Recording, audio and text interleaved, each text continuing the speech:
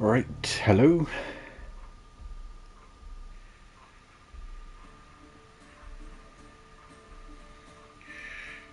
Right, hello. Should be live. Hello, my name's Waldowski, and let's get into another part of Assassin's Creed Odyssey, the Discovery Tour. Where today we are. What are we doing? There's wars, isn't there? That'd be interesting. Not that anything. It's all interesting. We'll get into it. Already I'm digging a hole for myself. So we did it on that. And still amazed at how long we played this game for. My story, store, options, just Discovery Tour, I think. I think there's anything else to do.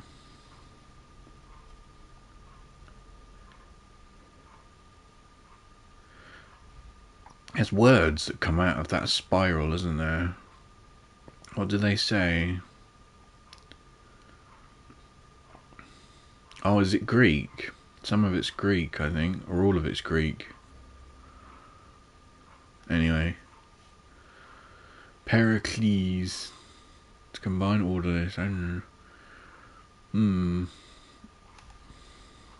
Honouring the dead. That would have been interesting to read. Ah, Marcos. Southern Sporades. So how are we? How are we? Tours. I think we got 20 left, haven't we? Oh no. 19 left. Okay, let's keep going anyway. Sniff your way through the ancient Greeks' perfume making process and learn about the importance of scented oils. Ah, my friend, I see you followed your nose to this lovely perfumery, perfume yard, perfactory? Yes, let's go with perfactory. A word of advice from a former perfume peddler.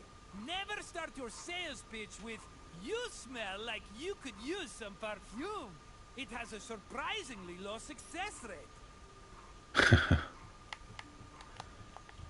This sensuous little island is where perfume was produced. Your nostrils are in for a treat, unless you're allergic, in which case I could sell you a wonderful remedy for a very reasonable price. No? Okay then. I'll check in on you at the end of your visit. See you soon, my friend. Where are we? Are we on Cos? Oh yeah, we are. Anyway. Tour started perfume. Perfume-making techniques were invented and perfected in Mesopotamia and Egypt, beginning in the 4th millennium BCE. By the time of the Mycenaean era, perfume played an important role in the Greek economy. Mostly reserved for kings, priests, and aristocrats in the beginning, it later became more widely available during the classical and Hellenistic periods. Greeks used perfume for more than just personal cosmetics. It also had sacred uses. For example, cults would sometimes anoint their god's statue with perfume, and it was also used during rituals like weddings and funerals. Food and wine could also be scented with perfume to add to a meal's presentation. The art of making perfume was part of medicine and pharmacology, and physicians devoted entire books listing the best perfume recipes.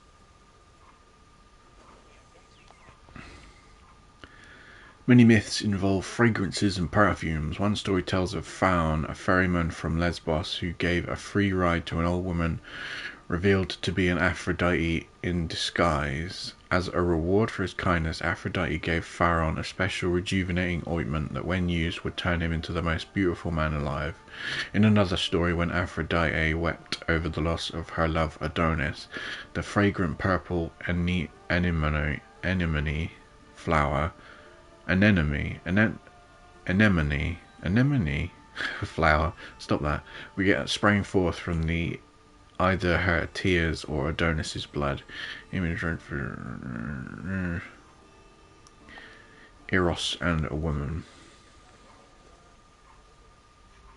Perfume is made up of two main components: a greasy substance, called an excipient, like vegetable oil or animal fat, and an odorous substance, such as flowers and plants. For ancient Greeks, the most common excipient was olive oil. According to Theophrastus, however, the most valuable oils were those extracted from nuts in the Syrian and Egyptian deserts. The odorous ingredient could be taken from a variety of sources. These include flowers like roses or lilies, herbs like oregano, spices like saffron, resins like amber, and leaves from plants. Some fragrances were also imported from outside of Greece, like Indian cinnamon and Syrian frankincense. These exotic scents were considered exceptionally precious. Frankincense. Narcissus print. Gathering materials. Perfumes were named after either their contents, their place of origin, or their inventor. Some, like rose perfume, were pure oils, but most were compound ointments made up of many materials, though these could still be named after their main ingredient. The perfume called Panathenaeum came to Athens, while the perfume called Mendician was named after the Mendes region of Egypt. Ephesus perfumery, meanwhile, was held in very high esteem, especially the Megalion, named after its maker Megalos. Baccharis and Sagdas were also very popular perfumes in classical Athens, but the origin of their names remain obscure. What is that then? A Narcissus print. Mixing scent into the fatty excipient was called enfleurage. Enfleurage. There were two methods. If the flower being used for the scent was fragile, the preferred method of extraction was cold enfleurage, which required an oil-soaked cloth.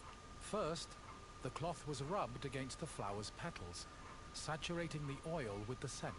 Then, the cloth was pressed to wring out the scented oil. Hot enfleurage involved heating the excipient before mixing in the scented substance.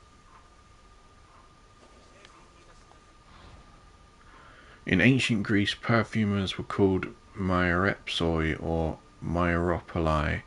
Perfume making was considered to be a vile job, thus the public held them in very low esteem. The Athenian statesman Solon even promoted a law in the 6th century BCE that forbid men from selling perfumes in an effort to prevent men from engaging in activities deemed more appropriate for women. Nevertheless, perfumers had ties to Greece's upper classes. Their work was lucrative, as the wealthy were always willing to spend large sums on exotic aromas. Some perfumers made so much money that they were able to turn their perfumeries into opulent places of business. What does that say? In the form of a helmeted head. The hot enfleurage process consisted of heating and distillation. After the scented ingredients were dipped into heated oil, the mixture was then filtered before being pressed and decanted. Once the mixture was complete, spices, coloring agents and fixatives were added, along with preservatives to prevent the perfume from spoiling.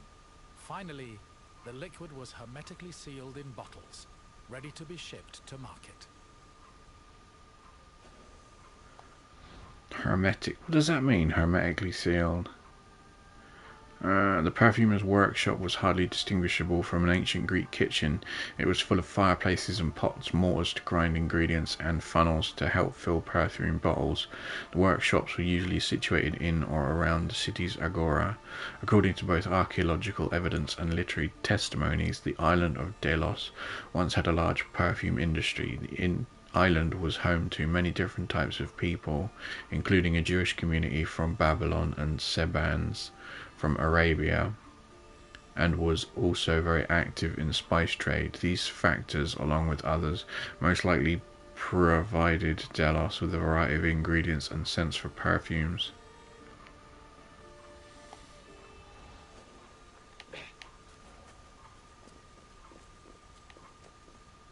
Perfume was usually bottled in ceramic or glass flasks, but more luxurious fragrances were contained in ornamented and painted flasks. Lekythoi and alabastra were elegant bottles designed for women. while arabaloi were used by athletes. It was common for the bottle's craftsmen to brand them, to prevent frauds and knockoffs. Perfume shops were usually located in city centers, befitting of their importance. In addition to selling perfume, they were also sometimes used as meeting places. For example, the perfume shops near Athens's Agora were frequented every morning by the city's youth. A hermetic seal is any type of sealing that makes a given object airtight. The term originally applied to airtight glass containers, but as technology advanced, it applied to a larger category of materials, including rubber and plastics. No, hang on. What did he say? Perfume was usually bottled in ceramic or glass flasks, but more luxurious fragrances were contained in ornamented and painted flasks. Lekythoi and alabastra were elegant bottles designed for women, while arabaloi were used by athletes. It was common for the bottle's craftsmen to brand them, to prevent frauds and knockoffs. Perfume shops were usually located in city centers, befitting of their importance. In addition to selling perfume, they were also sometimes used as meeting places. For example, the perfume shops near Athens's Agora were frequented every morning by the city's youth. Perfuming was common at Greek parties and other special occasions. During the special drinking parties known as symposia, men anointed their heads with perfume. They believed this enabled them to drink more wine without feeling any of the ill effects of drunkenness. They also used aromatics like honey and myrrh to improve the taste of wine. Similarly, perfume played an important role in wedding ceremonies. Perfume bottles were included in the gifts the bride received the day after the wedding, and a pleasant scent was the sign of a good future for the couple. Sphinxes. Sphinx eye.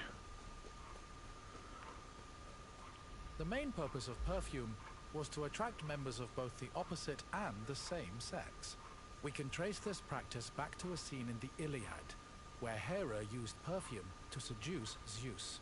Similarly, hymns about goddesses like Demeter and Aphrodite always mention their pleasant smell, further solidifying the belief that scent and seduction went hand in hand. However, perfume was also a mark of social status. Athletes covered themselves in perfumed oils during their training and at symposia, and citizens were judged based on how anointed, shiny, and perfumed their bodies were. During the classical period, perfumes became more affordable for the majority of citizens. While exotic and precious perfumes were still expensive, there were also cheaper varieties made from mostly local ingredients. As a result, a hierarchy of perfumes was created based on rarity of ingredients and complexity of production. City women distinguished themselves from country women by the amount of money they spent on perfumes. Some men, meanwhile, were against the idea of perfume altogether and believed its use was a sign of effeminacy. Yeah, that is right. Notably, the famous philosopher Socrates refused to use perfume, believing it was only fit for women.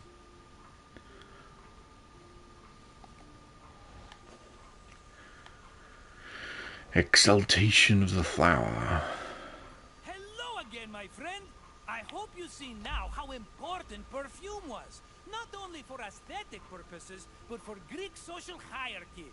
I wouldn't charge so much for my own bottles if I didn't know the value of what I was selling. What else can Marcos do for you? Quiz. Good idea.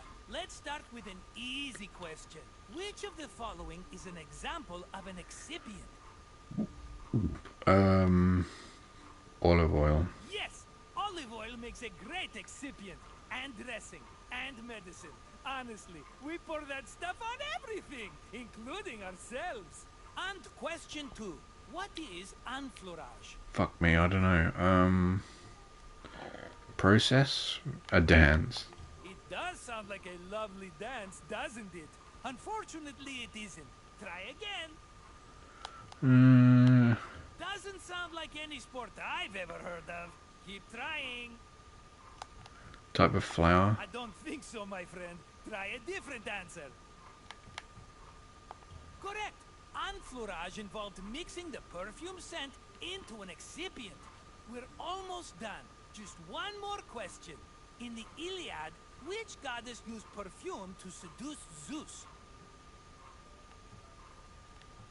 That's not the version of the Iliad I heard, but wouldn't that be interesting? Was it? Oh, I A don't fair know. guess, but in this case, an incorrect one. Try another answer. I Hades. don't think so. As funny as it is to imagine the god of the underworld batting his eyelashes at Zeus, try again. Yes, Ira poured a saucy scent on herself to get her husband's attention. You did it! You've completed the test. Your wish is my command. Follow me.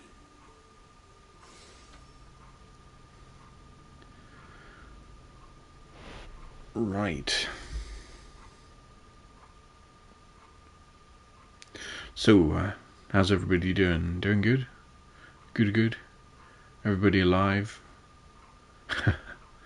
That's funny, that joke. Laconia, tour completed, perfume. Is this Leonidas? We're in Sparta. Immerse yourself in Sparta's intense training program and follow a Spartan's youth's journey from boy to soldier. Welcome, visitor, to where Spartan boys become Spartan men. My name is Leonidas. I am a king of Sparta. But do not think me some idle aristocrat softened by luxury. When Spartans go to war, I stand alongside them, shield to shield. And my spear tastes the same blood as those of my men. My name is Leonidas. I am a king of Sparta. But do not think me some idle aristocrat softened by luxury. When Spartans go to war, I stand alongside them. I can't help but be reminded of the boy I used to be. I wonder what that boy would think if he saw me today. Would he be proud? Intimidated? Or would he pity the tired old man standing in front of him? But such thoughts are meaningless. Let us move on. Those facial expressions. I wonder would he be proud? Or would... But such thoughts are meaningless. Shit. Let us move on. I want to try and get a picture of the expression. I wonder would he be proud? Or would he pity the tired old man standing in front of him? But such thoughts are meaningless. The Agogi was Sparta's strict education system. The strenuous regimen took in the young boys and then reshaped them until nothing was left but the strength, intelligence, and resolve of a perfect Spartan citizen. I will find you once your visit has ended, and we will talk further. Until then, visitor.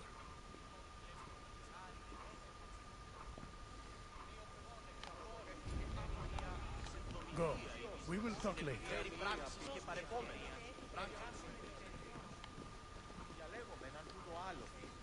Sparta was a Greek city located in the Peloponnese. It differed from other cities of the time in that it had no walls. Sparta originated as 4 neighboring villages: Patani, Limnes, Mizoa, and Cynosura, all of which shared the same political, military, and religious life. After 2 wars with the Messenians, the city's territory expanded even further.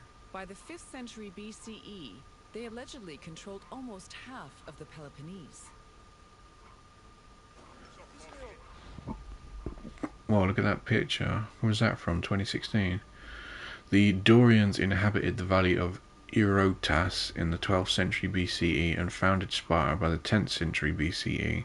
In Greek mythology, Sparta was the daughter of King Eurotas of Laconia and the wife of King Lacedaemon. The city of Sparta was named after her, although the city was also called Lacedaemon, but Sparta was the capital of Lacedaemonians.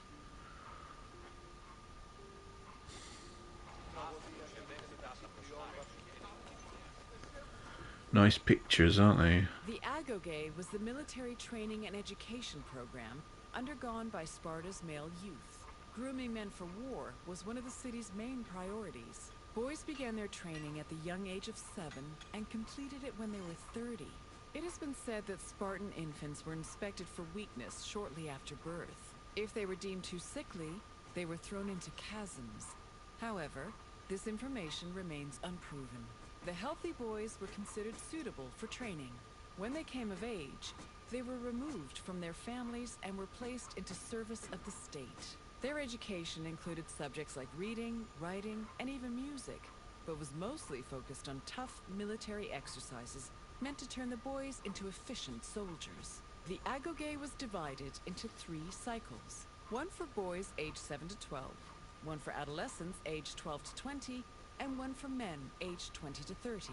Each cycle included different exercises for refining the body and mind. The organization of Sparta's education system is attributed to Lycurgus, the mythical Spartan lawgiver.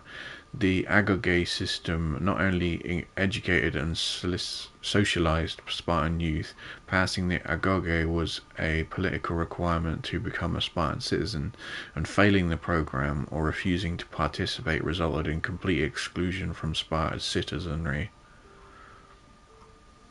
Painting.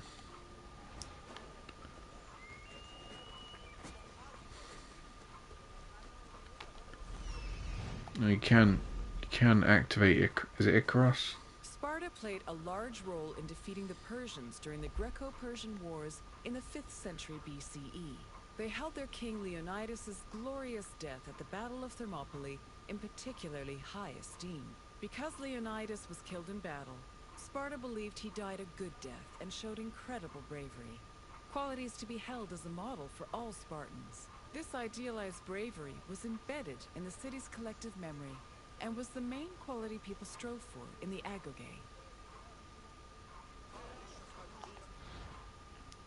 According to Pausanias, Leonidas' tomb was located near the Chalkiokros sanctuary. The tomb contained Leonidas' bones, which were collected from their original resting place in Thermopylae before being returned to Sparta. To honor Leonidas' heroic death, the Spartans held annual speeches and competed in special games reserved only for citizens. Modern statue. Hang on. Sparta played a large role in defeating the Persians during the Greco-Persian Wars in the 5th century. They held their king because this... Okay, I got it.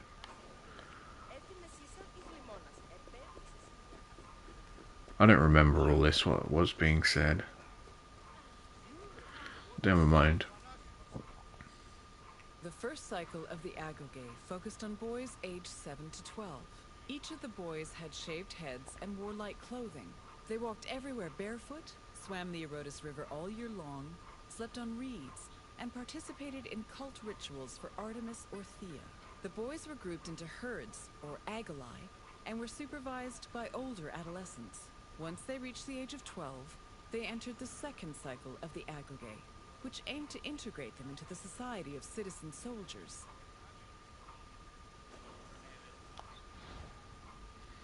The young girls of Sparta participated in a system that was similar in some ways to the agoge, but less severe. They were trained in music and dance, but also running and wrestling. They avoided wearing jewelry and perfume, and in general had much more freedom compared to women in the rest of the Greek world.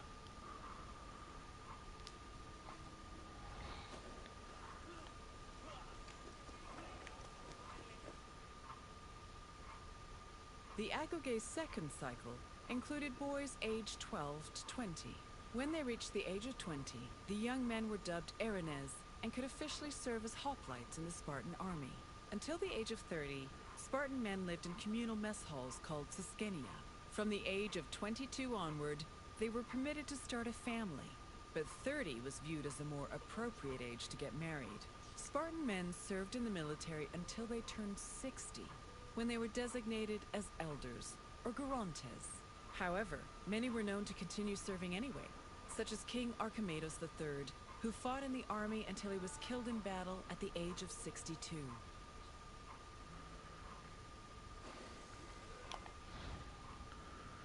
The Agogé encouraged the education of many peculiar practices, one of which was theft. Young Spartans were encouraged to steal food to supplement their meals, and if they were caught, they were severely punished. Another unique educational practice was the crypteia, in which elite 18-year-old Spartans were sent off on their own, only a knife and basic equipment. During this time, their main goal was allegedly to hunt down and exterminate helots. Plutarch believed this practice was Sparta's reaction to the Helot revolt in 460 BCE, but it is also possible that it existed far back as the 7th century BCE. Plato, meanwhile, said that the crypteia was meant to teach Spartan youth how to conduct clandestine operations and survive under difficult conditions. Progress in the Agogé was also tied with the growing of hair and facial hair. At the age of 20, Spartan men were permitted to grow their hair long, and at 30 they were finally allowed to grow mustaches. Mustachios. Movember. That's just finished. All adult male Spartans participated in communal meals called syssitia. The attending Spartans contributed different kinds of food on a monthly basis, in addition to a small sum of money to pay for meat. Each man was entitled to one portion of a meal, with the exception of the kings, who received 2 portions. Syssitia attendance was mandatory for every Spartan fortunate enough to be part of the group. The meals had great political significance. According to Xenophon and Plutarch, the syssitia was designed to foster a sense of equality between citizens. It also demonstrated the self-restraint and moderation of Spartan society. But in reality, the syssitia only increased the differentiation between the rich and the poor. Those who could not afford to contribute to the communal food not only missed their meals, but also lost their right of citizenship. Harsh. Although communal meals were common in other Greek cities, syssitia were unique in that they were a key part of both Lacedaemonian ideology and Spartan citizenship. Syssitia took place 3 times a day. Spartans started the morning with a breakfast, akratisma, and of bread and wine, then ate lunch, ariston, and dinner, aiklon. Later on in the day, the communal meals menu included flour, wine, cheese, and figs, but the most popular food in Sparta was the meal zomos, black broth, a soup made with meat and pig's blood. A what? A Laconian tekanea? Your tour has ended. As you have seen, the Agoge was not for the weak or faint of heart, but it did its job in producing skilled warriors and shrewd citizens. What else would you like to do? Take a quiz. So you think you are ready for a test? Very well. Let us see how you fare. First, a simple question. The Agoge was made up of how many cycles? I don't know. 3? Correct. The Agoge was divided into 3 cycles. One for boys aged 7 to 12, one for adolescents aged 12 to 20, and one for men aged 20 to 30. Next question.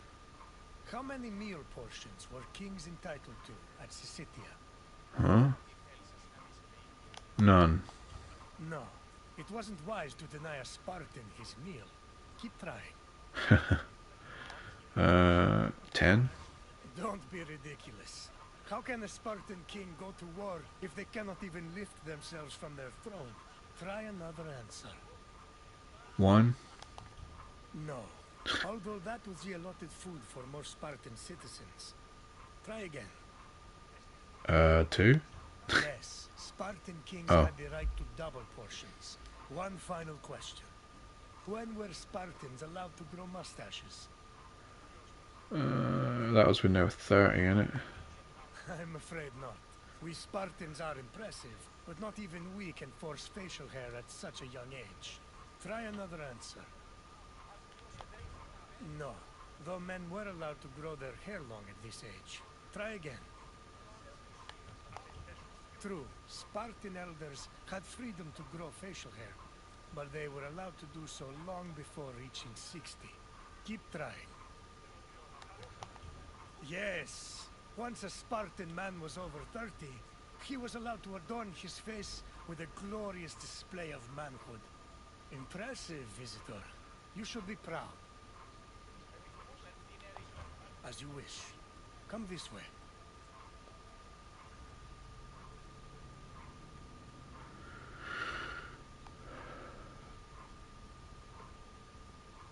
An irrepressible and alienating loss of control.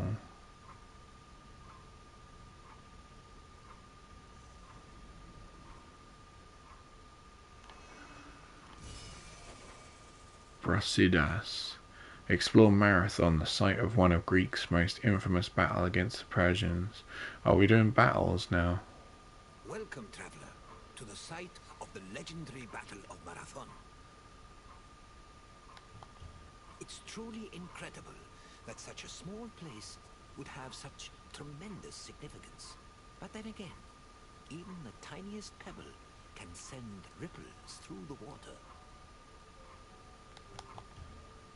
Marathon was the location of one of the greatest battles in Greek history.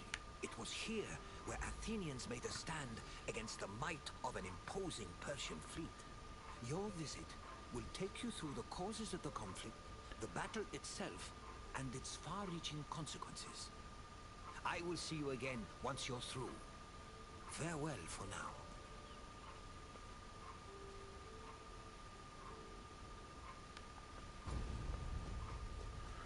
The battle of... Are we doing battles now?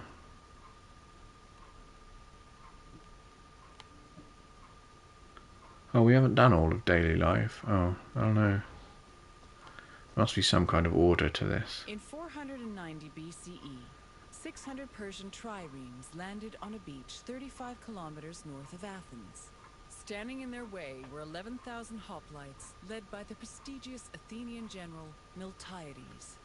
The Persian forces outnumbered the Greeks approximately 5 to 1, and yet the smaller force managed to push back their would-be conquerors. The Battle of Marathon was a major turning point in the Greco-Persian Wars, and the Athenians' victory would be celebrated for many years. The modern-day distance-running event is named a marathon in memory of a soldier from the battle who ran back to Athens to announce their victory, though whether this is real or legend is uncertain.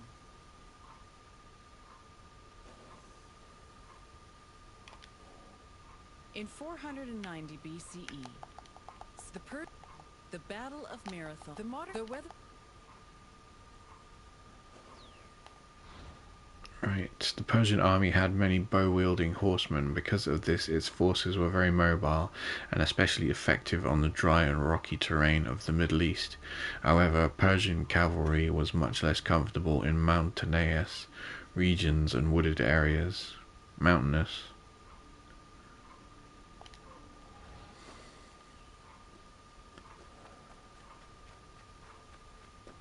The Persians wanted to invade Greece in part due to its rich silver mines. In 545 BCE, they came closer to this goal after their victory over Croesus, the king of Lydia. The victory forced some Greek populations in Asia Minor to surrender, and gave the Persians a solid foothold to carry out a large-scale invasion. In 494 BCE, the city of Miletus revolted against its Persian rulers. They were aided by Athens and the nearby city of Eretria, and even burned down an important Persian temple. The Persian king Darius was enraged by their sacrilege, and in 491 BCE, sent messengers to the Greek cities demanding their submission. Athens and Sparta killed the Persian messengers, goading Darius to invade. The Persians began their attacks, first capturing the city of Naxos and enslaving its inhabitants, then taking the city of Eretria. Filled with confidence from their string of victories, the Persians set their sights on Athens.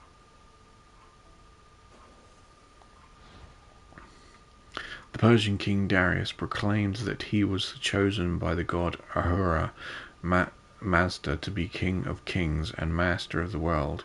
He did his best to live up to those titles and conquered Egypt, Babylonia, the Lydian section of Asia Minor, and as well as several smaller states.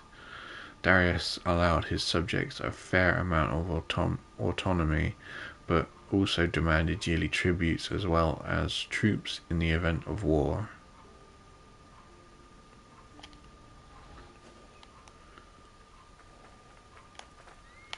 Oh, no, no, no. Wait. No, I did want to see that again. The Persian king. Oh, God. I want to see the thing again. Different. Is he wearing different clothes? The Greeks were surprised by the ferocity of the Persian attacks.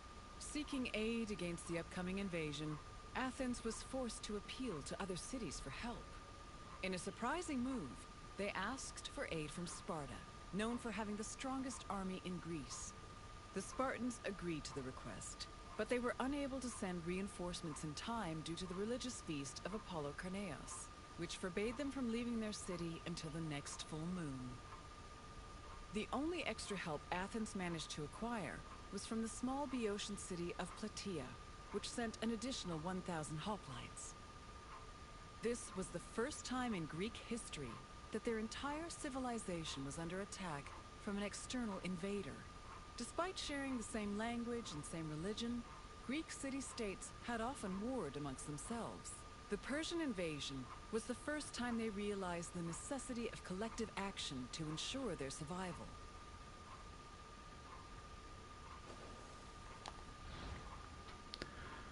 Plataea was the site of the famous Battle of Plataea, one of the most important battles in the Greco-Persian Wars. The battle ended in a decisive victory for the Greeks, who managed to successfully repel the Persian invaders.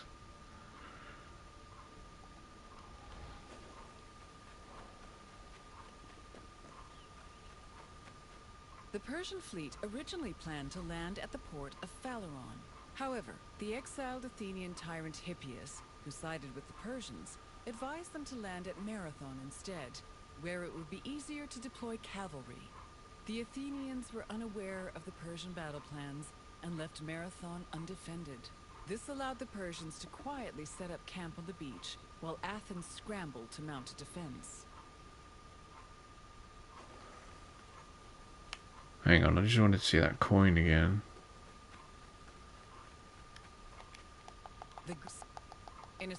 The Spartan, which the only. This was the.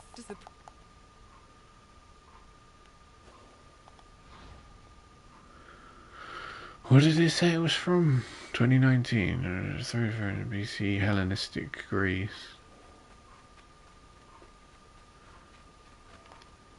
The power, where it would be this.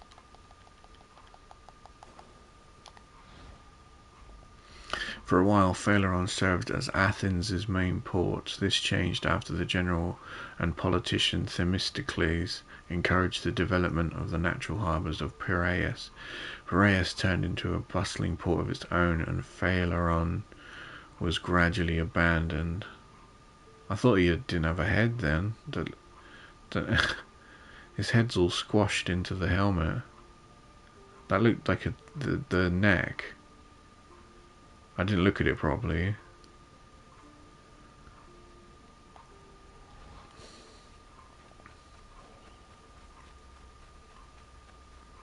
The Persians' overwhelming numerical superiority forced the Athenians to get creative with their defensive strategy. The city sent 10,000 hoplites, along with the extra 1,000 Plataean reinforcements, to a hill located above the Persian encampment.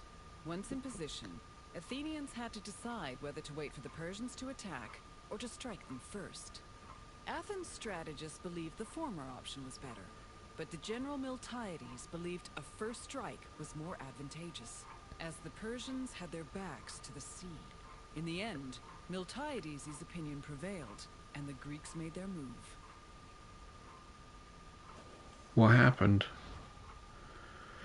Before the Battle of Marathon, the general Miltiades was suspected of aspiring to tyranny. After his victory, however, he returned to Athens a hero. Miltiades took advantage of his newfound popularity to request a large fleet. While he kept the reasons for this request a secret, his request, it was eventually revealed that he was using Athenian military resources to wage a personal war against the city of Paros. Miltiades' siege of Paros was unsuccessful, and the general suffered an injury that later led to gangrene. When he returned to Athens, he was put on trial for his actions, and though he managed to avoid the death penalty, he was charged with an enormous fine. He died shortly thereafter.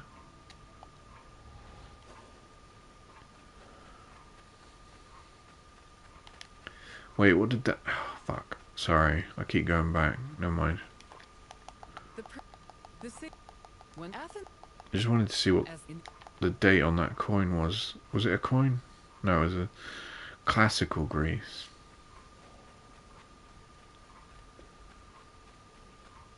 According to Herodotus, the Greek forces charged at the Persians without archers or cavalry. The Persians were unprepared for what they saw as an act of madness. While they were able to hold the Greeks back at first, they were eventually pushed back to their ships and forced to retreat.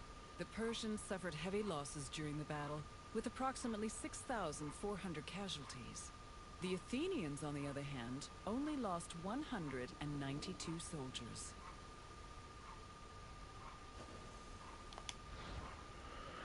The Spartans that Athens called on for aid did eventually make it to Marathon, but only after the battle was over. According to Herodotus, the Spartans toured the battlefield, praised the Athenians on their victory, and then departed. You always, because Spartans and Athens were against each other, weren't they? So you wonder if they made that up. The victory at I don't know. Marathon was considered miraculous. The Greeks attributed this miracle to the appearance of legendary heroes who they allegedly saw return from the dead to fight at their side in defense of the city. For example, several Athenians swore they saw the mythical king Theseus take up arms at Marathon, a scene which would later be depicted in Athens' Agora. Similarly, some hoplites attested that Heracles appeared at Marathon, clad in his lion skin and wielding a club. The supposed appearance of these heroes helped elevate the Battle of Marathon to a legendary status among the Greek people.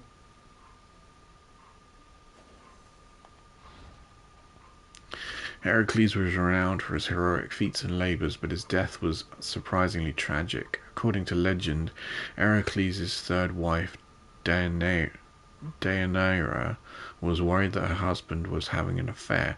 Hoping to rekindle their love, Deianira gave Heracles a garment stained with the blood of a centaur he once killed named Nessos. Unfortunately, the blood was poisoned, and after putting the garment on, Heracles' skin began burning. The pain was so unbearable that Heracles made a funeral pyre for himself on Mount Oeta, then ordered Philoctetes to light it. The fire burned Heracles' mortal body, but Zeus raised his immortal side to Olympus.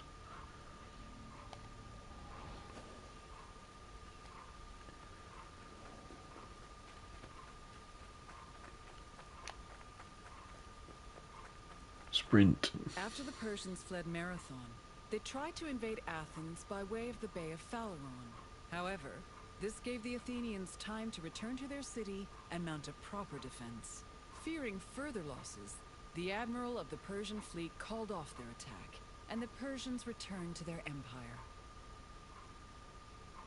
Darius was furious at the campaign's failure, and decided to seek vengeance in a retaliatory expedition from both land and sea. Meanwhile, Sparta begrudgingly congratulated Athens on their victory. What happened there? I'm gonna do that again. After the Persians fled Marathon, they tried to invade Athens by way of the Bay of Phaleron. However, this gave the Athenians time to return to their city and mount a proper defense. Fearing further losses, the admiral of the Persian fleet called off their attack, and the Persians returned to their empire. Darius was furious at the campaign's failure, and decided to seek vengeance in a retaliatory expedition from both land and sea. Meanwhile, Sparta begrudgingly congratulated Athens on their victory.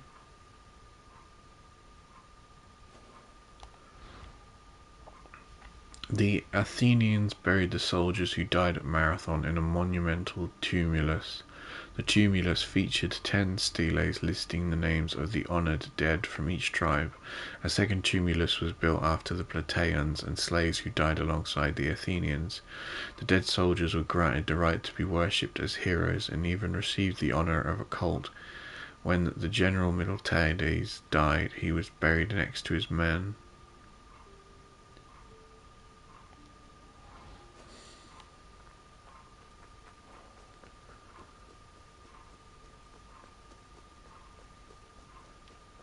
The victory at Marathon marked the beginning of a new era for Athens.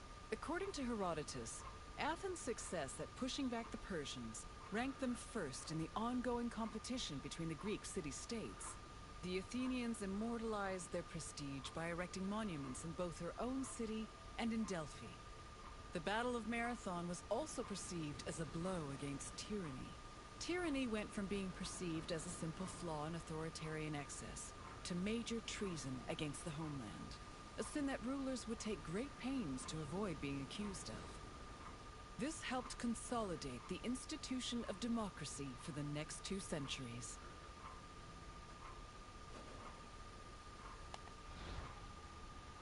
After the Battle of Marathon, the Athenians built a treasury in Delphi to express gratitude to Apollo. The small temple-shaped monument was built with spoils taken from the Persians at Marathon. The treasury's metopes depicted the exploits of Heracles and Theseus, the 2 mythical heroes who allegedly helped the Athenians fight the Persians back. They also featured images of Athena and the Amazons.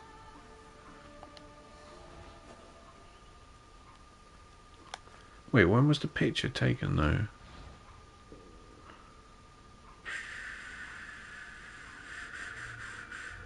Doesn't say, does it?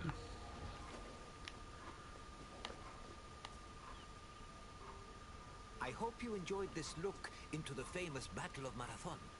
It was not only a major turning point in the history of Athens, but also for all of Greece. Its repercussions would be felt for many years to come. Is there anything else you'd like to do? Of course. Let's start with a simple question. Which Athenian general led the Greek forces at Marathon? Alcibiades. Alcibiades was Athenian, yes, but he was born a few decades too late to fight in the battle. Keep trying. Who was it then? It wasn't Leonidas. Leonidas was a Spartan warrior king and would not have led an army of Athenian soldiers. Try again. Brasidas. Brasidas was a Spartan general, and while Athens asked Sparta for aid, they were unable to send reinforcements in time for the battle. But please, try another answer. Correct. Miltiades led the forces at Marathon, and it was his strategy that helped the Greeks push the Persians back. Time for another question. Which Greek city revolted against the Persians in 494 BCE? Don't know. No, I'm afraid Naxos was taken by the Persian fleet on their way to Athens. Try another answer. Correct. Miletus revolted against Persian rule, with support from both Athens and Eretria. One more question. Which other Greek city aided Athens at Marathon?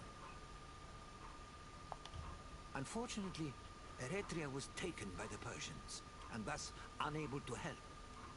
Keep trying. I think it's Sparta, isn't it? Yes, Oh. Dia sent 1,000 Oblides to aid the Athenian forces. Well done, traveler. You have learned much. Of which? Correct. Which? Correct. One. Which? Sparta did accept Athens' plea for aid, but they were unable to send help due to the religious feast of Apollo Karmios. Try another answer. Oh, that's why. Yes. Well. Very well. Follow me closely, traveler.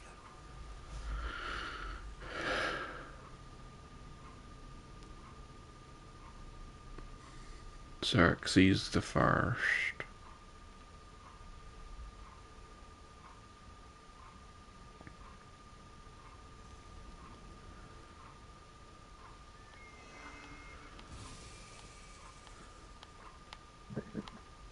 Battle of Marathon. Stand with the Spartans in the famous Battle of Thermopylae. Welcome, visitor, to Thermopylae. Thermopylae stirs many feelings in my heart. Rage at the Persians' arrogance. Regret that I could not do more. But mostly, I feel proud. Proud of my city, and of my men, who fought to protect the very soul of the Spartan people. For those few fateful days, they were my brothers. I miss them all. Thermopylae was where a courageous group of Spartans stood amongst other Greek soldiers and held off the forces of King Xerxes, the Persian. When you're done, find me and we'll speak more. Go. We will talk later.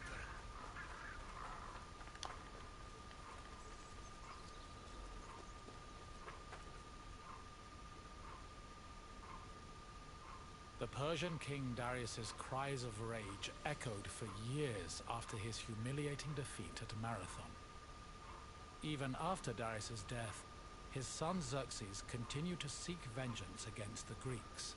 According to Aeschylus, Asia was emptied of all its men. Greek spies brought the news of Xerxes' imminent invasion back to their homeland.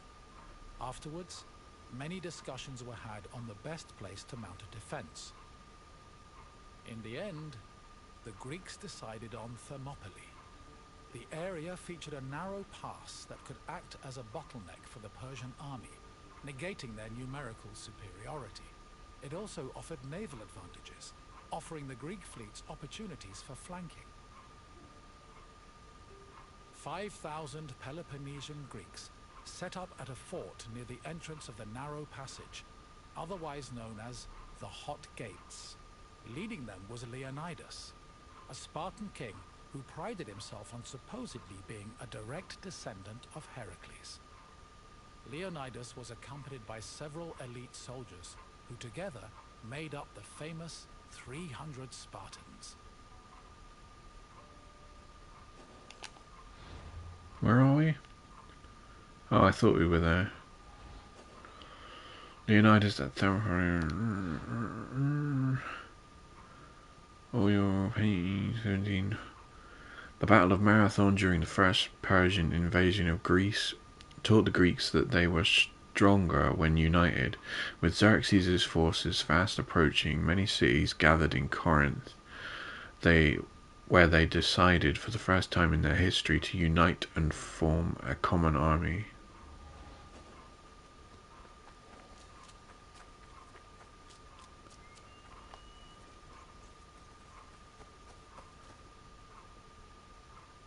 The Persian army arrived in the summer of 480 BCE, preceded by a flood of rumors regarding their strength and numbers. It was claimed they consumed 6,000 tons of wheat every day, and that they dried every river and brook they passed to quench their near insatiable thirst. During their march to Thermopylae, the Persians faced no opposition, and in fact, increased their numbers further by recruiting more soldiers from other Greek cities and places like Thrace. According to Herodotus, the last count of the Persian fleet was numbered at 1,207 boats, mounted by approximately 240,000 men. He estimates the land army, meanwhile, was made up of more than 1 million men.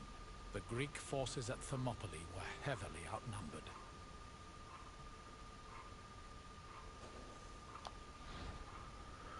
According to Herodotus, the main weakness of the Persian army was that they lacked superior defensive equipment and were not as well trained as the Greeks. The Persians excelled at fighting on vast flat terrain, but were less effective in mountainous and wooded regions. The Greek strategists used this to their advantage, trying to lure the Persians to fight on unfavorable terrain. Mm, 1910. That takes me back. No, it doesn't. Xerxes believed that at the sight of his massive army, the Greeks at Thermopylae would flee in terror. Instead, they deliberated. The majority of the Peloponnesians wanted to engage the Persians on the Isthmus of Corinth. Leonidas, meanwhile, believed it was wiser to stay put in Thermopylae. While the Greek forces debated, a Persian horseman was sent to spy on the enemy. He returned to Xerxes with surprising news. Not only were the Greeks not fleeing, but the Spartans guarding the fort were exercising and combing their hair. A far cry from the fearful soldiers Xerxes expected. To increase the pressure on the Greeks, Xerxes waited 4 more days, then attacked on the 5th. The Persians faced heavy resistance and suffered many losses, and Herodotus says Xerxes leaped 3 times from his chair, seized with fear for his army. The following day proved to be just as difficult for the Persian forces, and the Greeks continued to stand their ground. Wow, a tense battle. Xerxes was the son of Darius, the king who ordered the first Persian invasion of Greece, an invasion that proved unsuccessful. Xerxes himself became king around 486 BCE, shortly after he stopped revolts in both Egypt and Babylon, consolidating his power. With his subjects now in line, Xerxes set out to invade Greece, presumably to avenge the humiliation his father had suffered at the hands of the Greeks.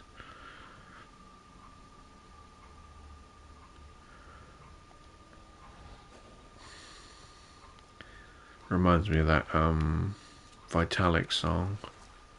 My friend Darius has a super make-up car, drives too fast. The Persians seemed poised to be held at Thermopylae indefinitely, until an inhabitant from the region came forward with information. He told the Persians of another route, which could take them around Thermopylae. A Persian contingent was sent to verify the information. While there were Greek soldiers stationed to guard the route, they were forced to flee from the Persians. Thus, on the 3rd day of the battle, the Greeks were surrounded by their enemy. What did he say?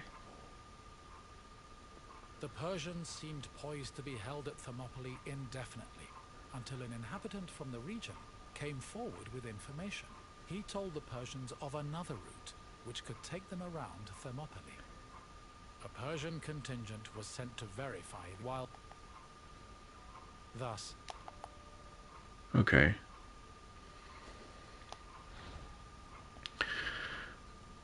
Demaratos was a Spartan king who exiled himself to Persia, where he was welcomed into Xerxes' entourage. When Xerxes' forces were still in Asia Minor, the Persian king asked Demaratos if the Greeks would dare resist his massive army. To Xerxes' surprise, Demaratos told him that while Greece was a poor country, it was just, wise, and courageous. He also commented that the Spartans specifically would never flee and would fight until they died. Upon hearing this, Xerxes erupted into laughter. However, Demaratos' words would be proven true at Thermopylae.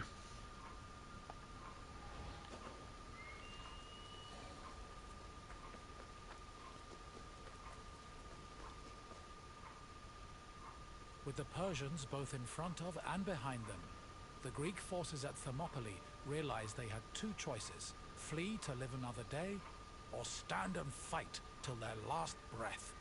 Most of the Greeks chose the former option, but some stayed, including Leonidas and his 300 Spartans. For the Spartans, dying a glorious death was one of the highest honors they could achieve. The few members of Leonidas' Spartans who did not participate in the last stand at Thermopylae felt that they had missed an opportunity for honor, and either committed suicide or continued living under the mockery and disgust of their fellow citizens. The Spartans' last stand was not only for glory, though. Had they not held off the Persians, the Greeks' retreating forces would probably have been cut down by enemy horsemen.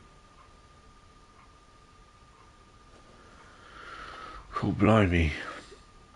While the fighting went on at Thermopylae, a Greek fleet held off more Persians in a naval battle north of Euboea. The fleet used small boats to maintain a connection with the land forces at Thermopylae. The battle started out in the Greeks' favour, mostly because a violent storm destroyed a large number of the Persian ships. However, after hearing news of the defeat at Thermopylae, the Greek fleet withdrew to Attica. What does that say? Shield, sword, and cuirass.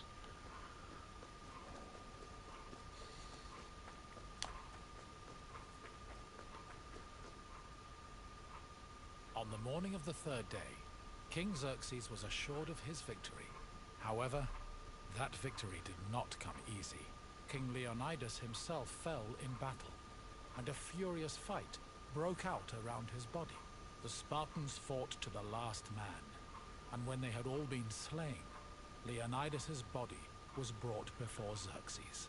According to Herodotus, Persians usually honored the most courageous warriors, even if they were enemies. However, Xerxes was so consumed by rage at the Spartans' resistance that instead he cut off Leonidas's head and ordered it impaled on a stake. A statue of a lion was later erected on the hill of the Spartans' last stand in honor of Leonidas's bravery.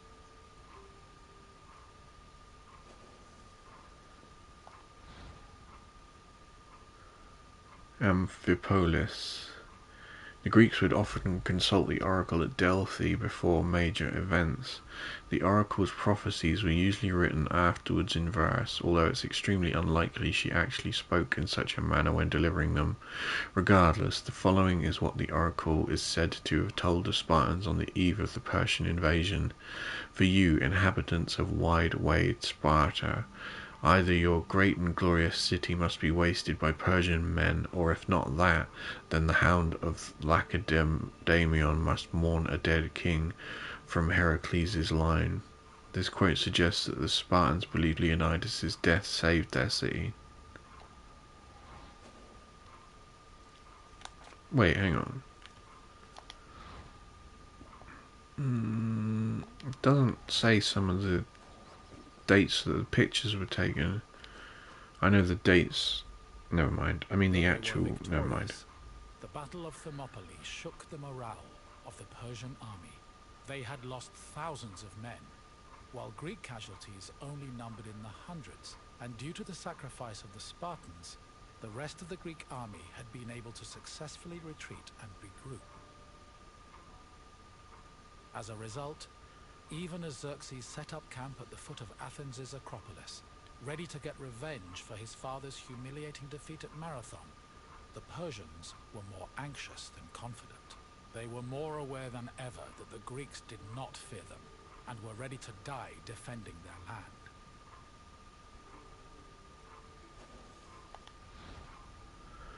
For the Greeks, Thermopylae was a defeat, but it was a loss that inspired hope. Persian propaganda proclaimed that the Greeks were doomed to be enslaved and killed.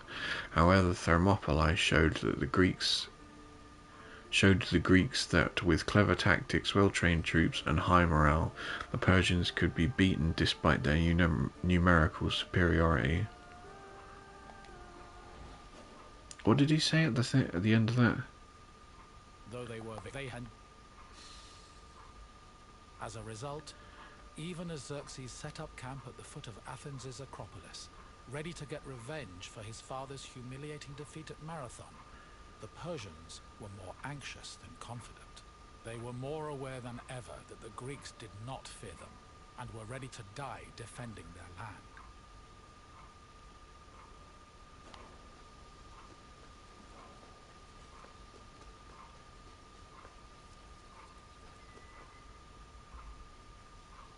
In the end, the Battle of Thermopylae was still a loss for the Greeks.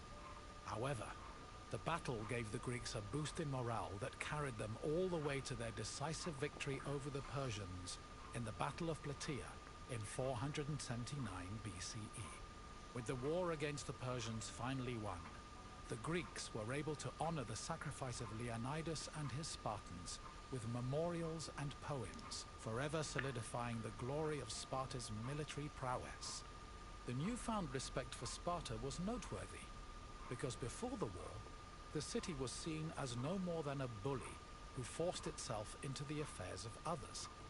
Thermopylae changed the opinions of Sparta for the better, and gave them a legitimate claim to be one of Greece's most powerful and influential cities.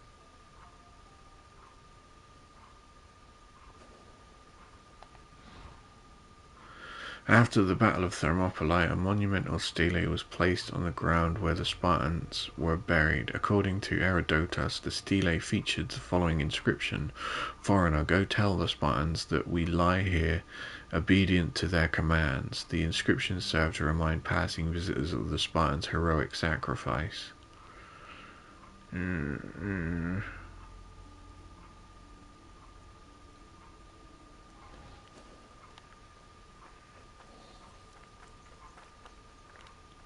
You've finished. I hope you understand the magnitude of the sacrifices made at Thermopylae. Without them, the Greek people would have surely ended as a footnote in Persian history. Is there something else you'd like to do? If you think you're ready, let's begin. First question. Who was Xerxes' father?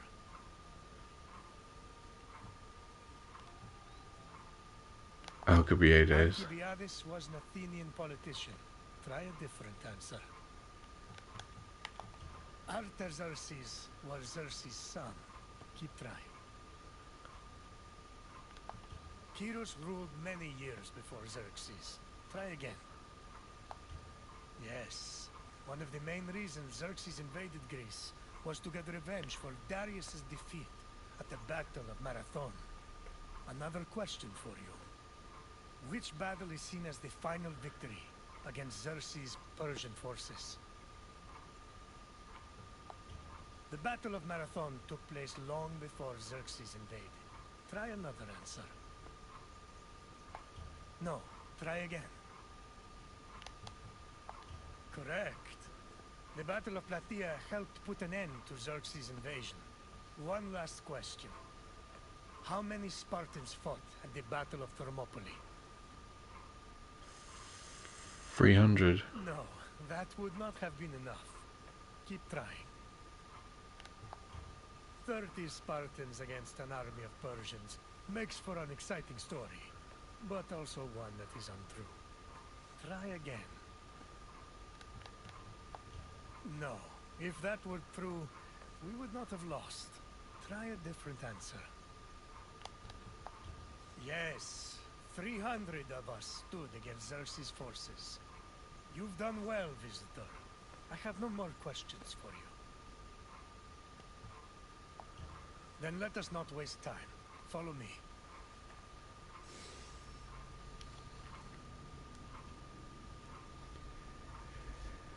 I'm gonna put my leg down. Oh. It's interesting, isn't it? A vast, rich history of stuff happening. That's my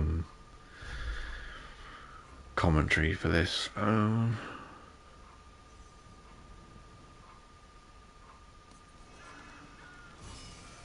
Macedonia. Delve into the Battle of Amphipolis and discover the consequences of its shocking outcome. Welcome to Amphipolis, traveler. Amphipolis. I've been saying it wrong, haven't I? The Battle of Amphipolis was surely an interesting one.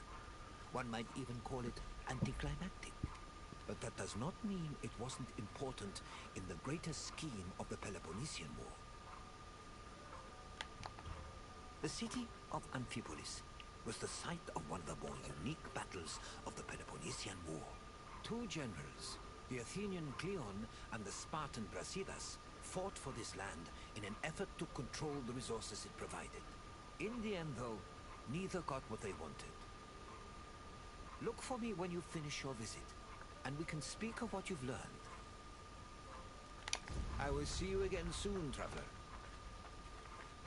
The land that would come to be known as Amphipolis was originally part of Thrace, a region inhabited by formidable semi-nomadic horsemen.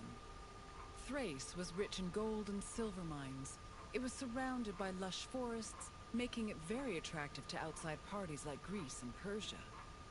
By 513 BCE, Persia had managed to conquer much of Thrace. But after their defeat in 479 BCE, Athens made a play for the land. They conquered the nearby island of Thasos in 465 BCE, but the military prowess of the Thracian riders kept them out of the country's interior. It was only in 436 BCE that Athens established a solid foothold in Thrace with the founding of Amphipolis, a city on the banks of the river Strymon. Oops. In 513 BCE, the Persians controlled the mines in the region of Thrace and imposed a silver tribute on the resident Greeks and Thracian tribes. After the Persians' defeat in 479 BCE, Athens took advantage of the strength of its naval fleet to try to conquer and control the region's mines themselves. In 465 BCE, they besieged the nearby island of Thasos and forced the city to surrender. Later on, in 436 BCE, the Athenians founded the city of Amphipolis in Thrace, giving them a foothold in the resource-rich region. Ubisoft. It's a Ubisoft picture.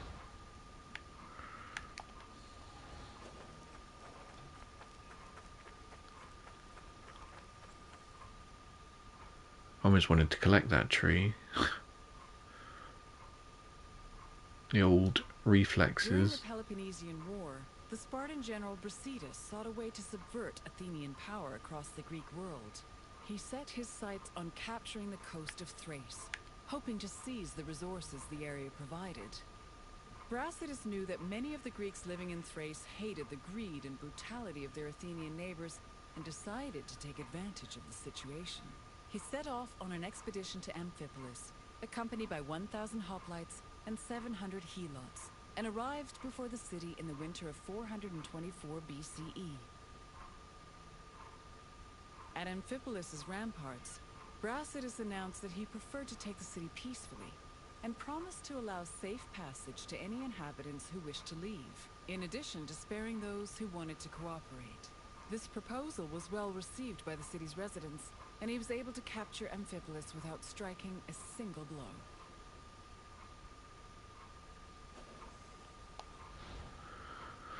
Brasidas' army was made up of men who signed on to his expedition voluntarily. However, the soldiers also received a misthios, which was an allowance that was paid to them in silver. Oh, a misthios, not a misthios. In the 4th century BCE, the term misthios was used to refer to mercenaries who fought for monetary compensation. Edit rogue food clicks.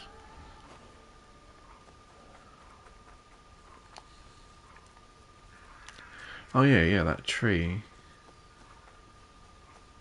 Looks like one that you collect, doesn't it?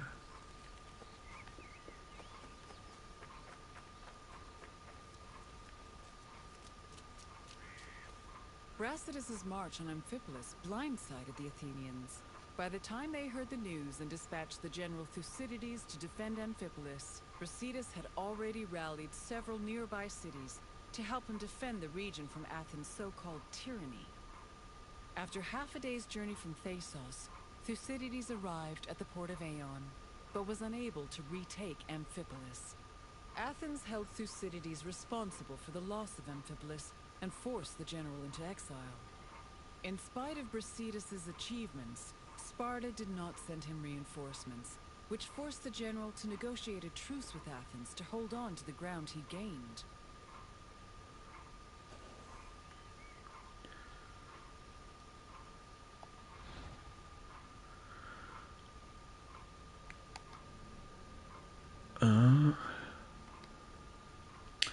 In the 8th century BCE, silver and gold mines were discovered in the region of Thrace. piquing the interest of both the Thracians and the Greeks. This discovery had a significant impact on the region's population and political organization. The Thracians had the slaves necessary to mine resources, but they lacked the experts and technicians to do so efficiently. Fortunately for them, the Greeks had the mining expertise they required, as well as wine, which was very appreciated by the Thracians. An alliance was born, and the Thracians and Greeks lived and worked together to profit off the land's rich resources.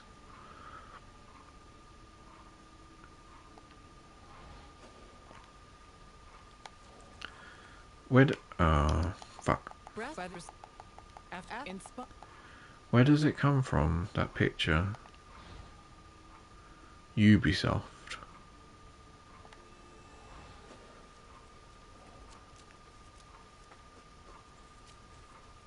The matter of how to deal with Amphipolis divided Athens. The politician Nicias, as well as the city of Sparta, hoped that peace could be negotiated. However, the popular Athenian statesman and general Cleon wanted to continue fighting the war. Indecision continued until 422 BCE, when Cleon was elected as one of Athens' strategists. This decision made it clear that the city's people were in favor of war. The truce was ended, and Cleon began his journey to Amphipolis, retaking small towns that had been conquered by Brasidas along the way. On arriving at the port of Eion, Cleon requested troops from the king of Macedonia. He also hired several Thracian mercenaries to bolster his force's numbers. Afterwards, all Cleon could do was wait for the remainder of his reinforcements. Doom, doo doo doom. Eion was a port located around 5 kilometers from Amphipolis. Possibly built by the Persians, it eventually became the residence of a Persian governor. Despite the Persians' general retreat from the region in 480 BCE, a Persian garrison remained in Eion until 476 BCE. This was when Athens laid siege to the port in hopes of gaining access to the area's mines, forests, and hinterlands. The Athenian general leading the siege offered the Persians the chance to freely withdraw, but the offer wasn't accepted. According to Herodotus, when the Persians ran out of food, their commander Boges killed his wife, children, concubines, and servants, dumped Aeon's riches into the water, and then threw himself into the raging flames of a giant pyre. Afterwards, the Athenians occupied Eion, but they were unable to exploit the nearby mines until the construction of Amphipolis decades later.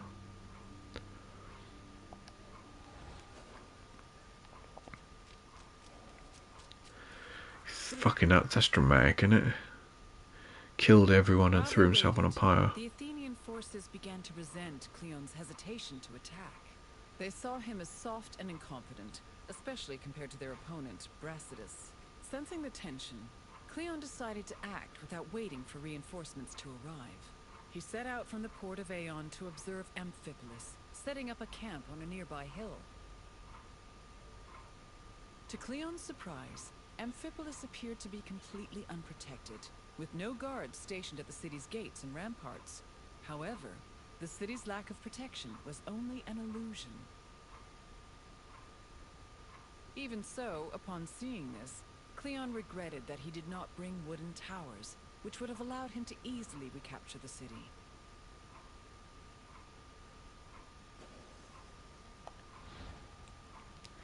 The battle between Brasidas and Cleon was indicative of many changes that would soon affect Greek warfare.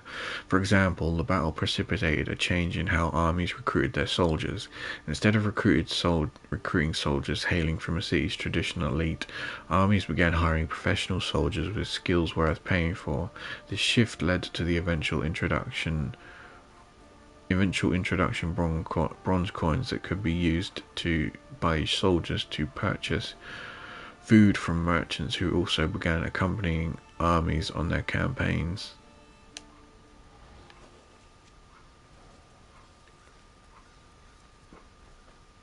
Brasidas positioned his own troops in a nearby wooded area to get a better view of Cleon's army. When the Athenians began moving to set up camp, Brasidas returned to Amphipolis.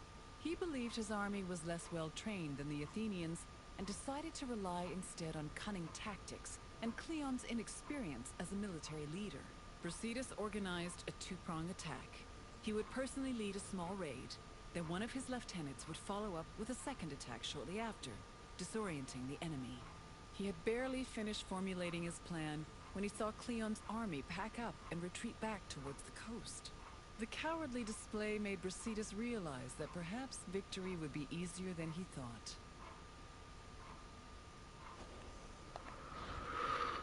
According to Thucydides, Brasidas said the following to his men after spying on Cleon's forces: "These men stay not for us. It is apparent by the wagging of their spears and of their heads.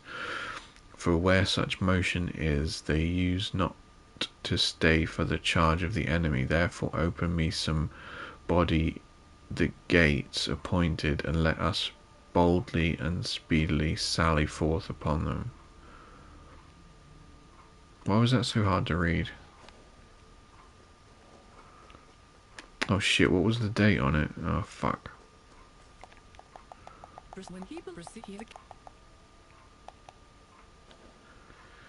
Roman period.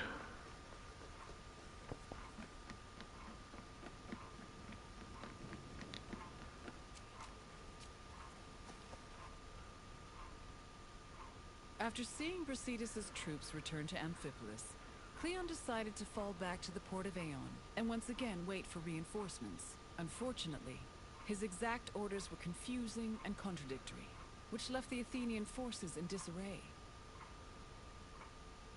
Brasidas took advantage of this confusion and began his attack. Cleon's forces panicked, which made them easy prey for the Spartans. 600 Athenians were killed, while the Spartans only lost 7 men. Cleon's remaining forces took refuge in Aeon, where the bodies of their comrades were eventually returned to them, though only after being stripped of their weapons.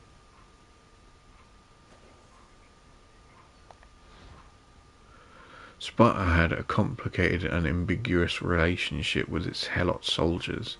Allegedly, Helots who proved their worth in battle could be granted their freedom. One story tells of how 2,000 Helots who showed great courage in the face of the enemy were crowned and sent off to sanctuaries to celebrate their freedom. However, all of these Helots vanished soon after, having possibly been massacred by the Spartans.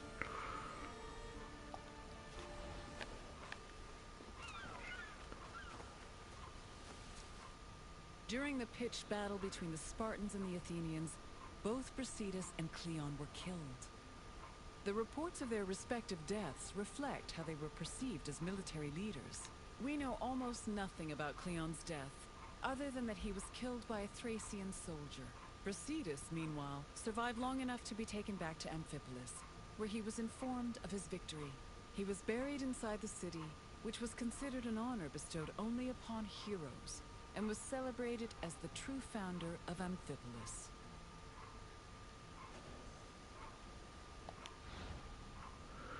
The Peloponnesian War appeared often in the plays of the comic playwright Aristophanes. Aristophanes frequently criticized the war and those who encouraged it, such as Cleon. He ridiculed speakers who used verbal trickery to fool naive men, and empathized with the cruelty of war in contrast with women's desire for peace.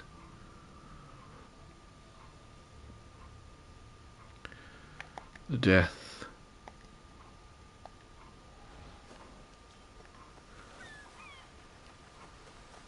The Battle of Amphipolis temporarily put an end to the hostilities between Athens and Sparta.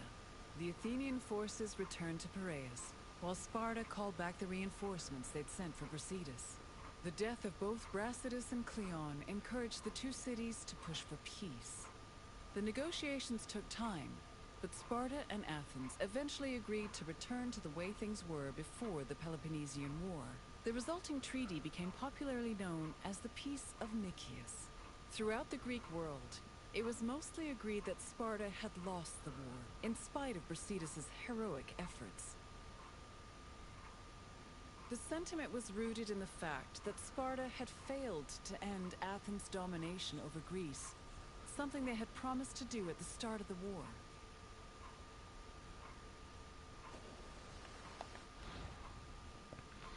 The so-called 50-year peace lasted less than 6 years. This was mostly due to the fact that Athens was not held in high esteem in the rest of Greece. Aristocrats from other Greek cities in the Delian League hated the imposed annual tribute they had to pay to Athens, and hated Athens' frequent intervention into their city's affairs. Furthermore, the glory of Athens had earned the battles of Marathon and Salamis had long since faded, overshadowed by the city's constant repression of all those who dared to rebel against its authority.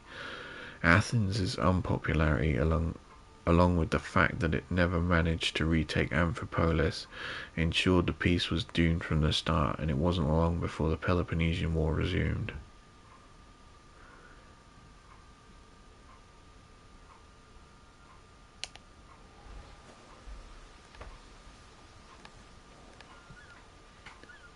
I see you're done with your tour. The Battle of Amphipolis may have briefly put an end to the Peloponnesian War, but the so-called Peace of Nikias was only temporary. It would not be long before Sparta and Athens came to blows once again. Now, is there something else you'd like to do? Quiz. Feeling up to a test? Then let us begin. Which Athenian politician wanted to negotiate peace with Sparta? Was it Brasidas? Oh no, it wasn't Brasidas. Pericles died in the early days of the war. Try again. Cleon. Correct. Oh. Nikias wanted to build on the truce that was negotiated after Brasidas captured Amphipolis. Now for the second question. Where did Thucydides and Cleon arrive before moving to retake Amphipolis? No. Marathon was the site of a famous battle between the Greeks and the Persians. Try another answer. Yes. Ion is where both Thucydides and Cleon's forces arrived before trying to retake the city. I have one last question for you. Amphipolis was located in which region? Amphipolis was not located in Argolis. Try another answer. No. Amphipolis was not in Thessalia. Try again. Yes. Amphipolis was located in Thrace. It seems there's nothing I can ask that you cannot answer. Congratulations, traveler. Your eagerness for more knowledge is admirable. Follow me, traveler.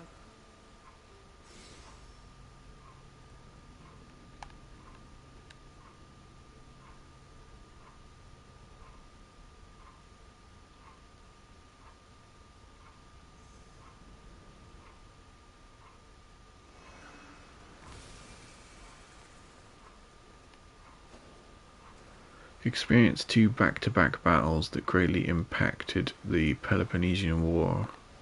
Welcome to Pylos, traveler. This area, along with the nearby island of Sphacteria, were important battlegrounds during the Peloponnesian War. I always find it a shame that such lovely-looking places were exposed to so much violence. It's difficult to take pleasure in relaxing on the sand, knowing how stained it is with blood. The Peloponnesian War was a great conflict between rivals Sparta and Athens. It lasted many years and cost a great number of lives on both sides. The battles of Pylos and Sphacteria occurred almost one after the other, and culminated with one of the most surprising outcomes in the entire war. But I will not spoil it for you. You'll have to experience it on your own. I'll wait for you at the end of the tour.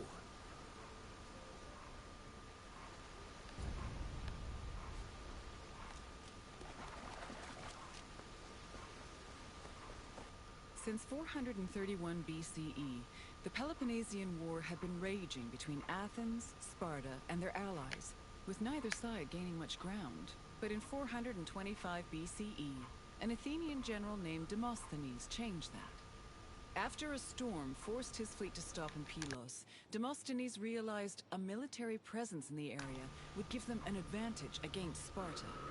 Unfortunately, the fleet strategists did not believe him, and left Demosthenes in Pylos with 5 triremes and 1,000 men. The Spartans, meanwhile, were too busy celebrating a religious festival to notice the enemy on their doorstep.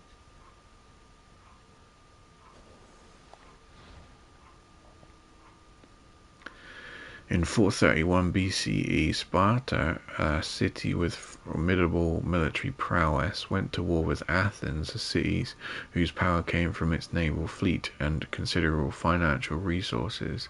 Athens demanded annual tributes from several Greek cities and frequently intervened in their affairs. Because of this, some of the cities had a grudge against Athens and consequently supported Sparta's cause.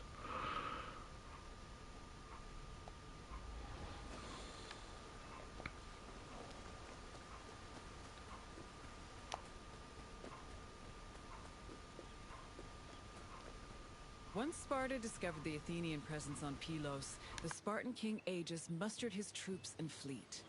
Sparta then descended on Demosthenes' outpost, attacking from both the sea and the mainland. The Athenian general had to mount a hasty defense. He pulled his boats back to the foot of the ramparts and fixed them in place with stakes, providing extra cover. Then, going against all the established rules of battle, he descended with his hoplites to fight on the rocky shore, where he believed the Spartans would disembark. His gamble paid off, and the Spartans did indeed attempt to land at this location, though Demosthenes' forces made them hesitate. One of the Spartan leaders, Brasidas, decided to make the first move by ramming the rocks with his boat, exclaiming, "It's only a few planks." He paid for his actions when his shield slipped into the sea after descending from his boat, leaving him open to many blows. The battle raged on into the night and continued to the next day, remaining locked in a stalemate. However, on the evening of the second day, Athenian reinforcements arrived.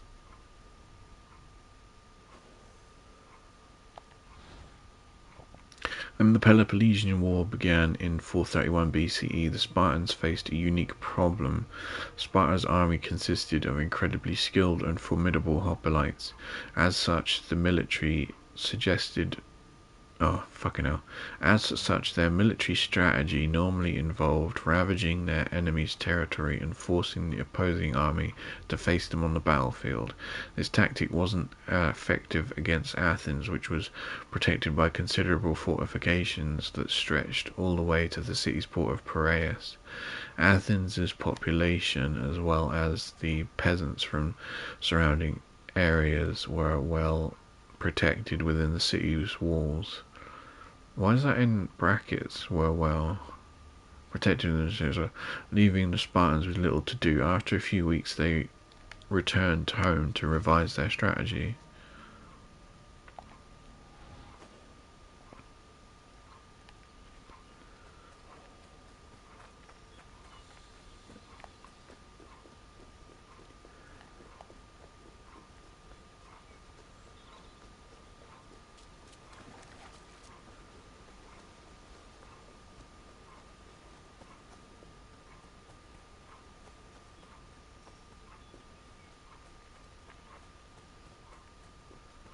The sudden arrival of the Athenian fleet stacked the odds in Athens' favor.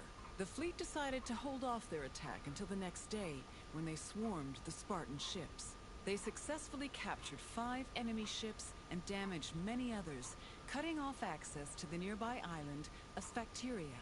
Then, to add insult to injury, the Athenians raised a stake hung with weapons they'd captured from the Spartans, including the shield of Brasidas. Meanwhile, the 420 Spartans on Sphacteria were trapped, and Sparta was completely helpless to rescue them.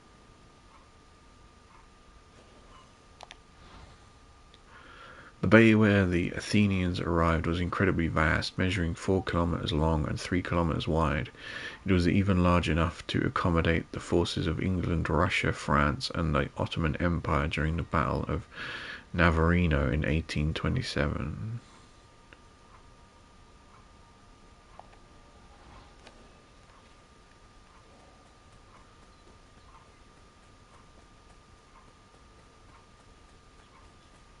With 420 of their men trapped on Sphacteria, Sparta needed to reevaluate their position.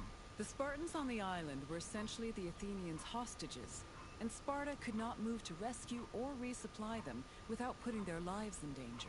In an effort to save the trapped soldiers, the Spartan leadership negotiated an immediate truce with the Athenian strategists. Sparta agreed to hold back its fleet and halt their attacks on Pylos, and in return, the Athenians permitted them to send supplies to their men.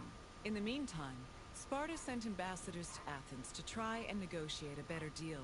The hasty truce greatly humiliated Sparta, as they were forced to recognize just how helpless their infantry was in the face of an Athenian fleet.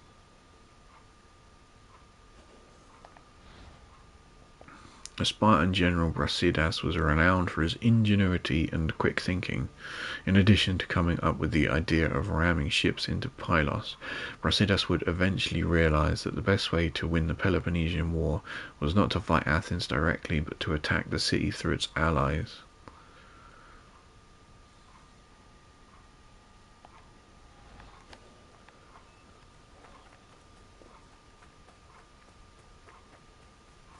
To bargain for the safety of their men, Sparta sent ambassadors to Athens to propose a cessation of hostilities. The ambassadors tried to emphasize that their situation was not a result of strategic incompetence or lack of strength, but rather plain bad luck. According to them, the Spartans on Sphacteria did not deserve to suffer further, because they were trapped through no fault of their own. These statements provoked the ire of Cleon, a popular Athenian politician known for his populist speeches. Cleon insisted that the terms of negotiations be discussed openly before the assembly and the Athenian people, instead of in private. The Spartan ambassadors were not as comfortable with public speaking as the Athenians, so they decided to leave.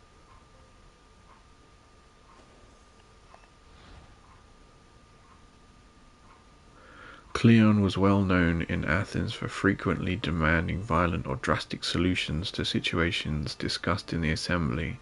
For example, in 428 BCE, after Mytilene, one of Athens' most powerful allies, unsuccessfully revolted, Cleon demanded the death of its inhabitants as punishment. Athens eventually decided against this course of action, but Cleon continued to gain power and influence over the city's politics. Demanded the death of his inhabitants as a punishment. Did I read that right? Incessantly result. Demanded. I think I did. For example, was one of Athens' most powerful allies unsuccessfully revolted, demanded the death of its inhabitants as a punishment. Athens eventually decided against this course of action, but Cleon continued to gain power and influence over the city's politics. I think I did. Oh, look, a wolf. Following the failed attempts of the Spartan ambassadors, hostilities resumed. Back in Athens, Cleon took matters into his own hands.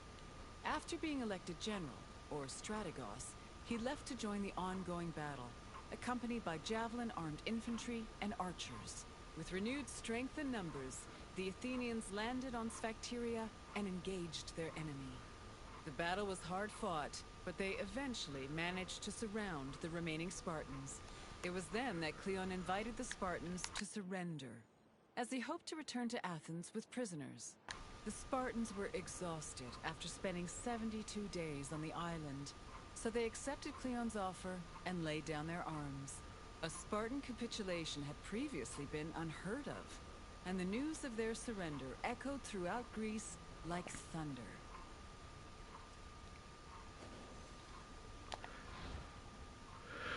The Athenian force that landed on Sphacteria was made up of hoplites, but also light infantry, archers, and peltastes. This gave them an edge over the Spartan army, which adhered to the usual strategy of forming its hoplites into a phalanx. The Spartan hoplites tried advancing on the Athenian hoplites, but were consistently harassed on all sides by the Athenian light infantry. Whenever the Spartans tried fighting back, the light infantry, unburdened by their heavy armor, would flee to safety, then return to harass them again. Eventually the Spartans were forced to retreat to an old fort, and they surrendered soon after.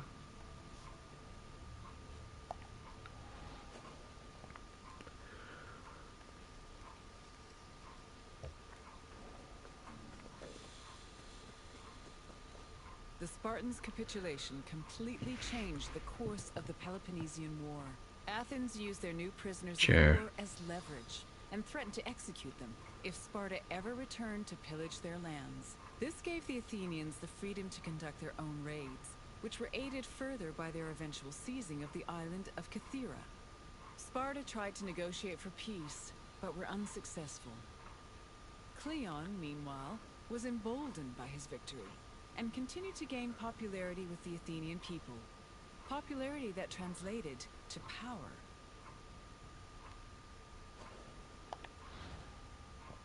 The Spartan prisoners captured after the Battle of Sphacteria were not forgotten by their city. During the negotiations for peace of Nicaeus in 421 BCE, Sparta requested that Athens free the prisoners. I hope you enjoyed learning about the battles of Pylos and Sphacteria. The battles were hard fought by both sides, but Athens' victory gave them an enormous boost in morale. It encouraged them to be more aggressive, and it was some time before Sparta recovered from the aftershocks of their historic surrender.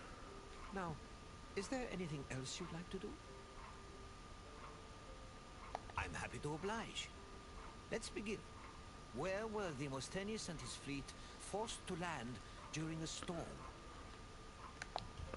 Yes, Demosthenes landed at Pylos, where he was inspired to set up an outpost. On to the second question.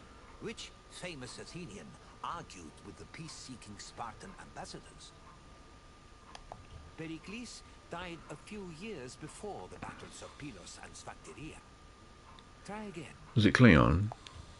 Correct. Cleon demanded the terms of the peace be discussed in front of the Athenian assembly, which greatly dissuaded the ambassadors. One last question. Which Spartan general rammed Pylos with his ship? Agis was the Spartan king who gathered his forces after hearing of the Athenian presence on Pylos. Try another answer. Leonidas was a Spartan king who died 55 years before the Battle of Pylos. Try again. Correct. Brasidas ordered his ship to ram the rocks and lost his shield in the process. You've passed the test. Well done, traveler. Then I will say farewell. Though I hope our paths will cross again someday.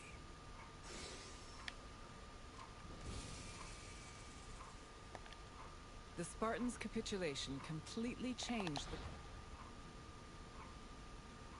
course of the path in this game.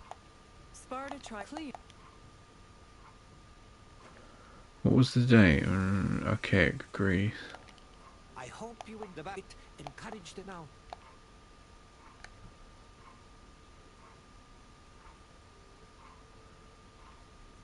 Am I going to come back though? What tour are we on now? We're in Messenia there. Hang on, what happens if we start the tour again?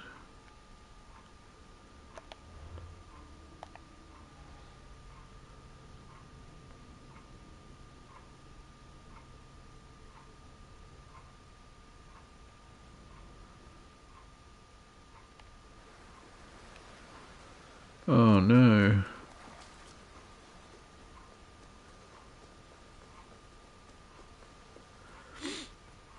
I'm going to start the tour again because I wanted to see something.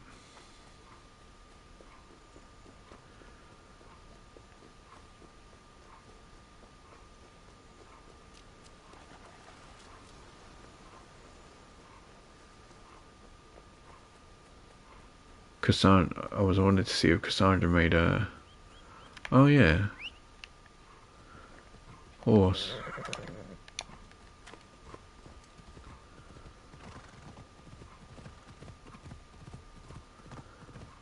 Wanted to see if she made a facial expression about the war, right? I hope it now. Should just do the quiz just to make sure. Yes. Which? Correct. What? correct. I admire your desire for more knowledge. Follow me.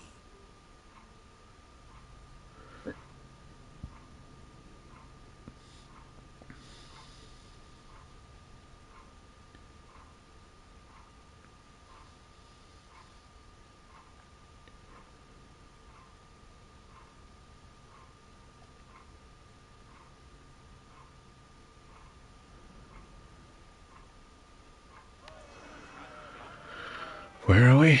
Sanctuary of Olympia. The Olympic Games.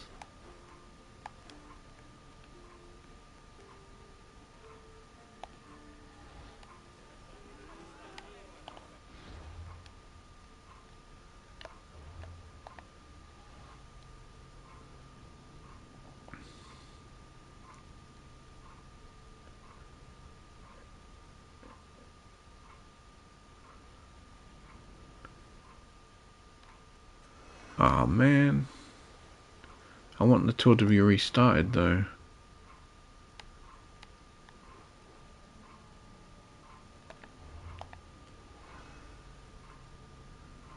We need to start this tour, don't we?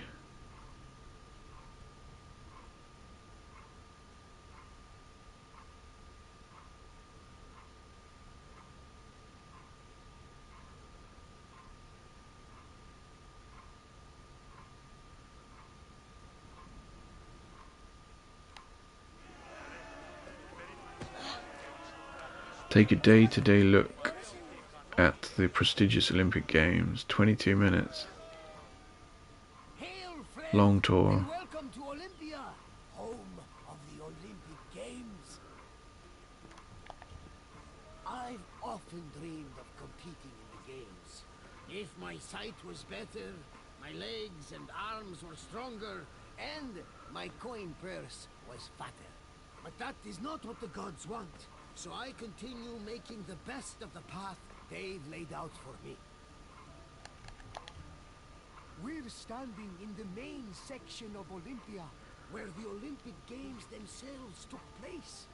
Over the course of the festival, athletes competed against each other for prestige and glory to honor themselves and their cities. Enjoy your visit, friend. I'll check in when you're done to make sure you've been paying attention.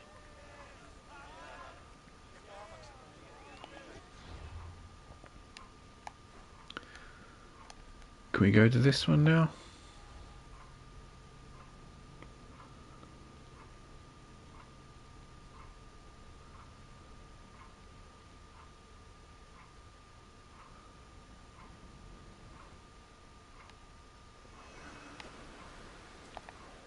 Welcome to Pylos, traveler. This area, along with the nearby island of Sphacteria, were important battlegrounds during the Peloponnesian War. I always find it a shame that such lovely-looking places were exposed to so much violence. It's difficult to take pleasure in relaxing on the sand, knowing how stained it is with blood. Oh, she didn't react. The Peloponnesian War was a great conflict between rivals Sparta and Athens. It lasted many years and cost a great number of lives on both sides. The battles of Pylos and Sphacteria occurred almost one after the other, and culminated with one of the most surprising outcomes in the entire war. But I will not spoil it for you. You'll have to experience it on your own. I'll wait for you at the end of the tour.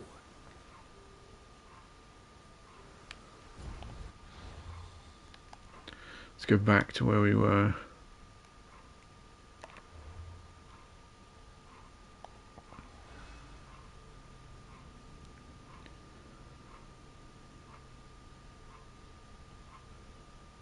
Water clocks. What? Large jars that slowly drain specific amounts of water.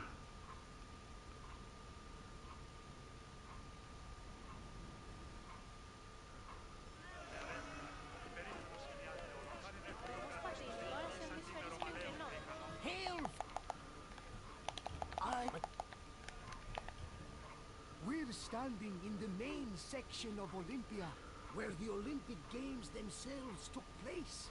Over the course of the festival, athletes competed against each other for prestige and glory to honor themselves and their cities.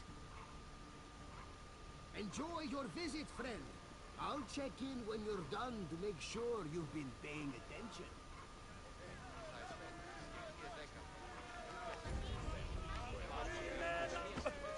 The first day of the Olympic Festival began with a swearing-in ceremony for the participating athletes, trainers, and judges. The ceremony took place in front of the altar of Zeus Horkios, or Zeus of the Oath. Athletes would swear that they would follow the Olympic rules, while judges promised to be fair and unbiased. Then the competitions began, starting with a contest between heralds and trumpeters over who would have the privilege of announcing the games. The first day's athletic competitions consisted of wrestling, running, and boxing events for the youngest athletes, aged 12 to 18.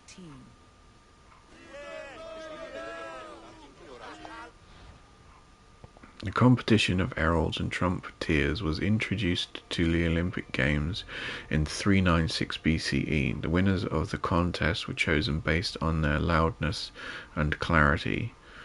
During the games, the trumpeter's main purpose was to demand the audience's attention while the herald announced the start of competitions. The herald also proclaimed the names, fathers, and hometowns of the victorious athletes during the final crowning ceremony.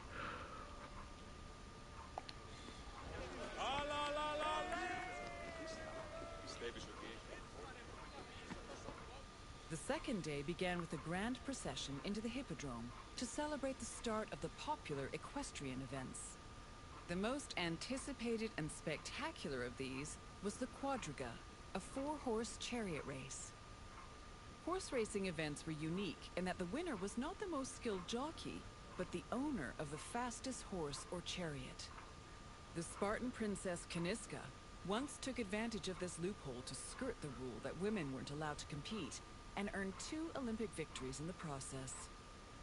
The rule also allowed for occasionally strange results, like in 416 BCE, when the statesman Alcibiades entered 7 chariots into a race and won 1st, 2nd, and 4th place. After the equestrian competitions, the 40,000 spectators migrated to the stadium to watch the pentathlon events. When the day's events were over, funeral rites were performed for the hero Pelops, the mythical founder of the Olympic Games. The night ended with a celebratory feast and a great parade in honor of the day's victors.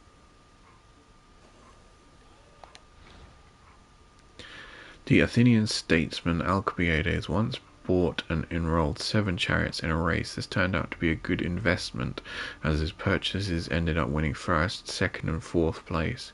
Alcibiades' victory earned him an enormous feast and equally enormous boost in popularity. He leveraged this popularity to wield considerable power over Athens' other politicians, and would often reference his Olympic feat to get people to take his side on a variety of issues. This backfired spectacularly when Alcibiades convinced Athens to send a military expedition to Sicily. The expedition ended in disaster and signaled the beginning of the end for Athens' power.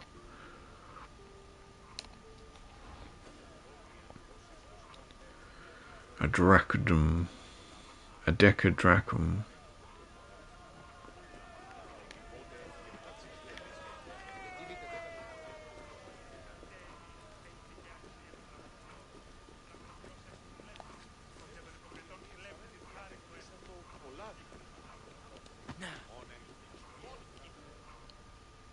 Victory at the Olympic Games was one of the highest honors a mortal could achieve, and there were several ways to immortalize that honor.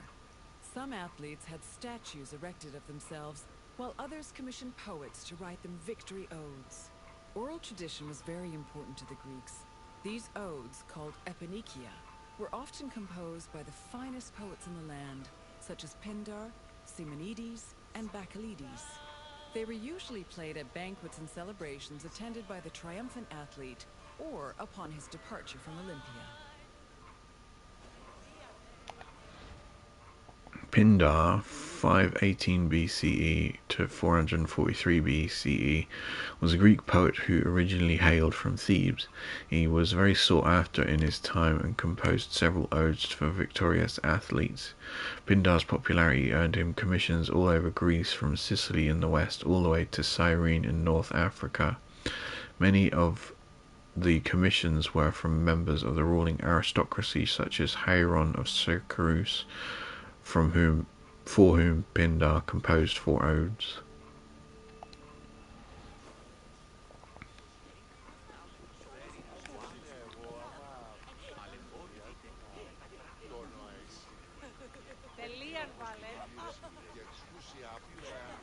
Look, we got a torch.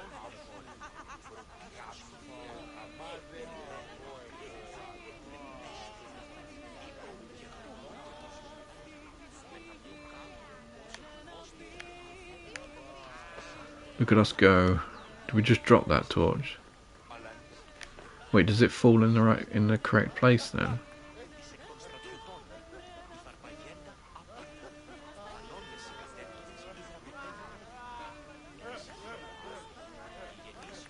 Goes back, snaps back to where it was, doesn't it?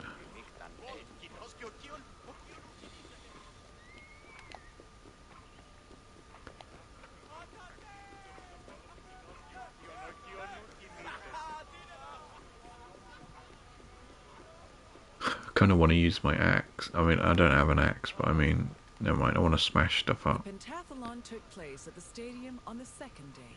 As its name implies, it was made up of 5 events: discus throwing, javelin throwing, jumping, racing, and wrestling. There are several differences between the ancient version of events and their contemporary counterparts. For example, ancient long jumpers held weights in their hands to give them momentum to launch, since there was no run-up before the jump.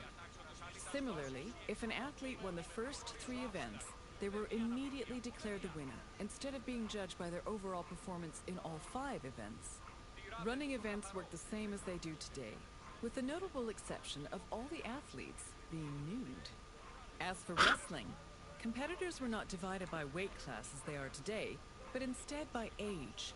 The winner was the first to throw his opponent to the ground 3 times. Being nude. The way she said that.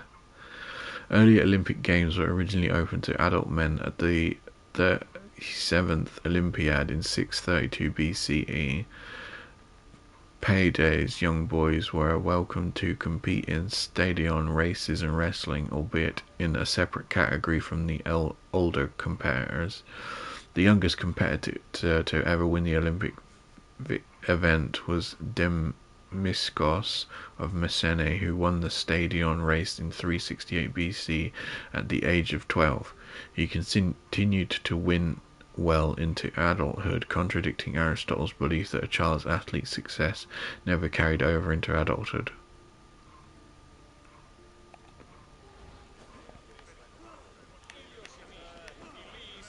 Day 3 started with the most important event of the festival. A procession of Hellanodikai, ambassadors, competitors, and animals made their way to the great altar in front of the Temple of Zeus. The animals were then offered as the official sacrifice of the festival. The afternoon of Day 3 was dedicated to foot racing events. Running was the oldest event of the Games, and in fact was the only event at the first Olympics. The main race was called the Stadion, which was a sprint of around 180 meters. The winner was granted the honor of lending his name to the 4-year period between the Games. This period was known as the Olympiad. The 4 years that followed the first Games in 776 BCE were known as the Olympiad of Coroebus of Elis, the first Olympic champion. Once all the competitions were over, a public banquet was held in the Prytaneon to celebrate the day's victors.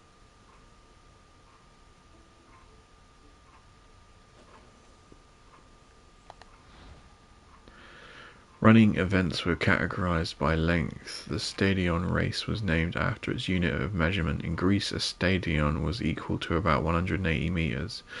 The Diaolos race was twice the distance of the stadion, as runners had to run the length of the track, then run back. Its name was derived from the aulos, a flute whose V-shape matched the round trip of the race. The Dolichos was a long-distance race where competitors ran approximately 20 or 24 times the length of the stadion, since it was less exciting to watch than a shorter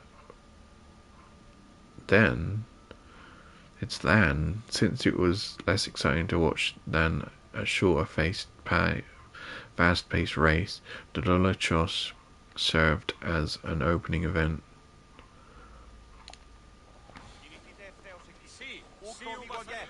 What was that? Oh shit! I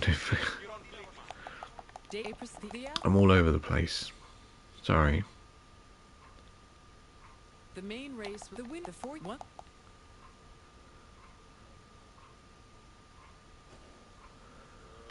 Classical Greece.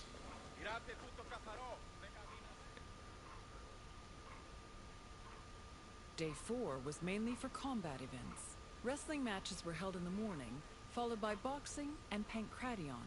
Pankration was a no-holds-barred mix between wrestling and boxing. Almost all moves were permitted, except for biting, poking the eyes or mouth, and striking the genitals. The event was very popular, and it was seen as the ultimate expression of strength and technique. Later on in the afternoon, there was a unique racing event called the Hoplitodromos, or race in armor. In this event, competitors wore a helmet and held a shield to simulate running in the battlefield. The Hoplitodromos originated in 520 BCE at the 65th Olympiad. It consisted of 25 competitors running the same length as the Diaolos race while carrying bronze shield provided for them from the Temple of Zeus. So that looks like a swastika, doesn't it? The Hoplitodromos was emblematic of the close relationship in Greece between sports and war. Both shared qualities admired by the Greeks, such as effort, endurance, and courage.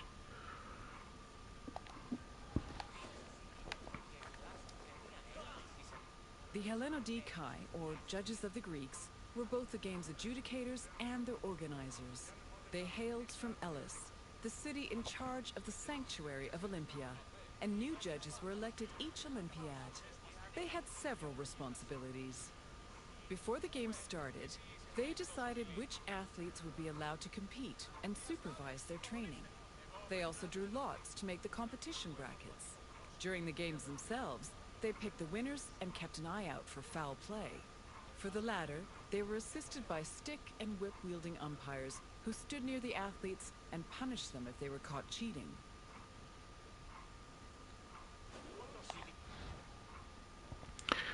Oh boy. Athletes came to Olympia in pursuit of glory, but sometimes that pursuit was fatal. There was always a chance of death at the games, and some events like boxing and pankration were extremely dangerous. Competitors were aware of this danger, and some even embraced it. In fact, before events, many athletes prayed for Zeus to grant them either victory or death. Arguably the most infamous death was that of Archeon, a two-time pankration champion. Archeon was looking to win a third title for himself in 564 BCE. He made it all the way to the final match, but then his opponent put him in a stranglehold. Desperate to escape, Archeon kicked hard at his opponent's foot, dislocating it in the process. The pain caused the opponent to submit to the umpires, but at the same time Archeon tried twisting out of his grip. The movement snapped Archeon's neck and killed him, but since his opponent had submitted mere seconds before, Archeon was still declared the victor.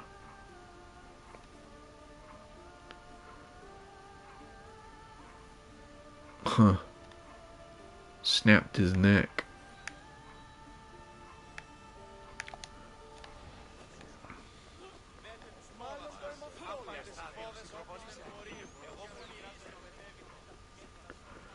What happens if you try and go to the next one first?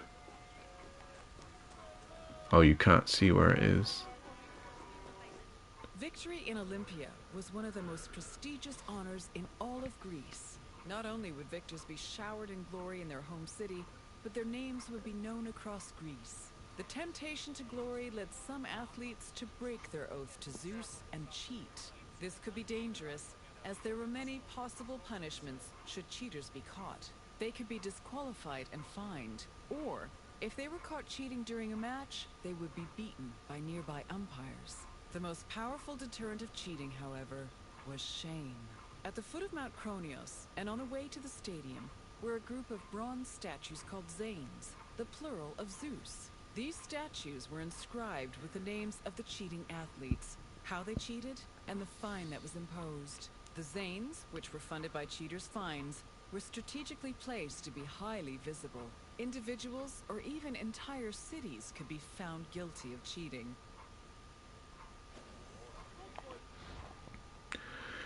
Ambition sometimes led athletes to bribery. This was seen as extremely odious, as the game started with them swearing an oath to Zeus himself that they would follow the rules. Even so, corruption still found its way into the games. Both the boxer Eupolos of Thessaly and the pancratiast Calipos of Athens paid other contributors to let them win.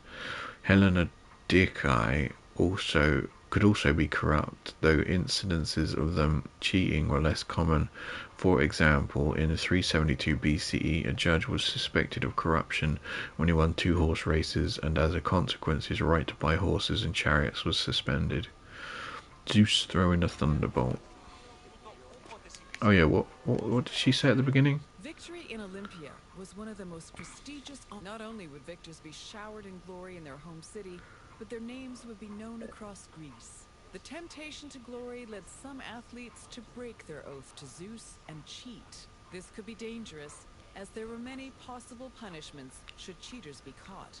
They could be disqualified and fined, or if they were caught cheating during a match, they would be beaten by nearby umpires. The most powerful deterrent of Shame. Shame, shame. That's not the song.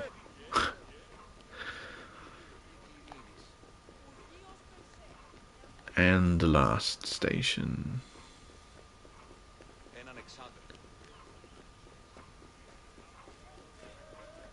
The Prytaneion was the administrative center of the cult of Olympia and the Olympic Games.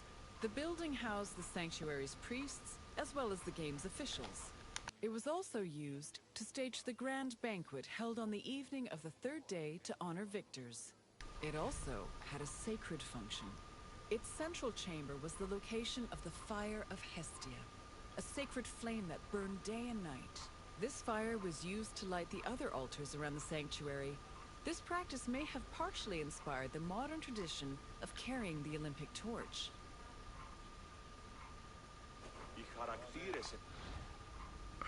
Public and private banquets played different roles in Greek society.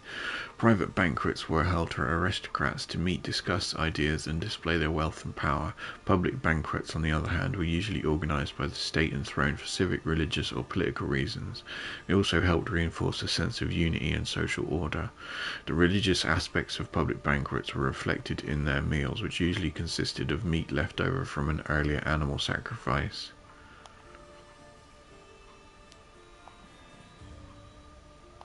Oh, that's the transcript. Fucking hell. I thought I'd missed stuff then.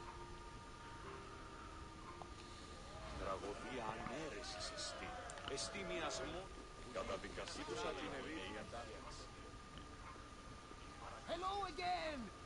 I hope you enjoyed your visit. With their spectacular events and lavish banquets, the Olympic Games were a feast for the senses. I am certain even Zeus himself was entertained by the festivities. Now, is there anything else you'd like to do? Quiz. Wonderful! Let the mental Olympics begin. Let's start with an easy one. Which notable woman won an event in the games? Rickety chair. Aspasia. No, Aspasia did not participate in the games. Try again. I don't know. Gorgo? Gorgo was a Spartan queen and the wife of Leonidas. There is no record of her winning an Olympic event. Keep trying. Athena. Athena was a goddess. She may have helped push some Athenian athletes to victory, but she never competed herself. Try another answer. Correct! She won 2 equestrian events thanks to her savvy horse purchases. This next question is slightly more challenging. Which of the following is not a famous Greek poet? Is it Brasidas? Pindar was one of the greatest poets in the Greek world. Choose another. Simonides was a poet best known for his ability to describe everyday life with clarity and simplicity. Try a different answer.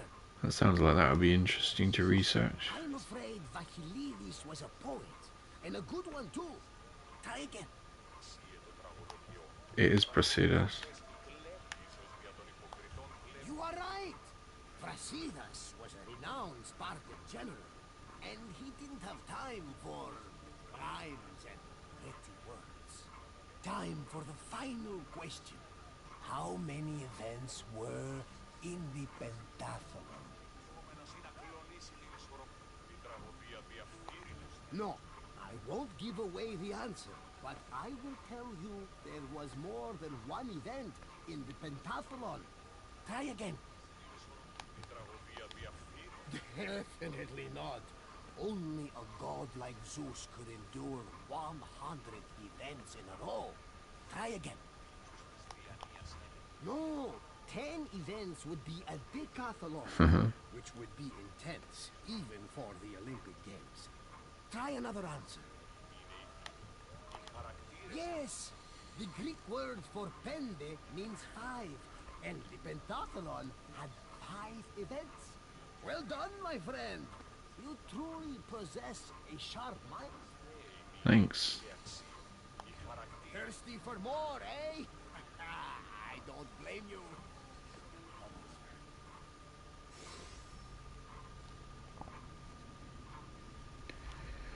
How many more have we done now?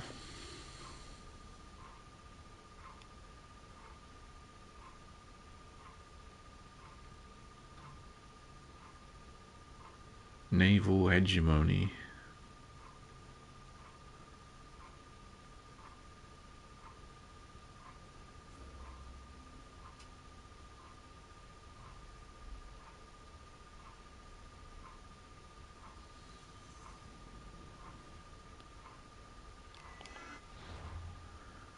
How many tours have we done?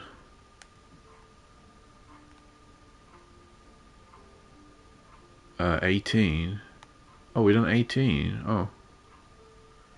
Hang on. 5, 5, 7, 18.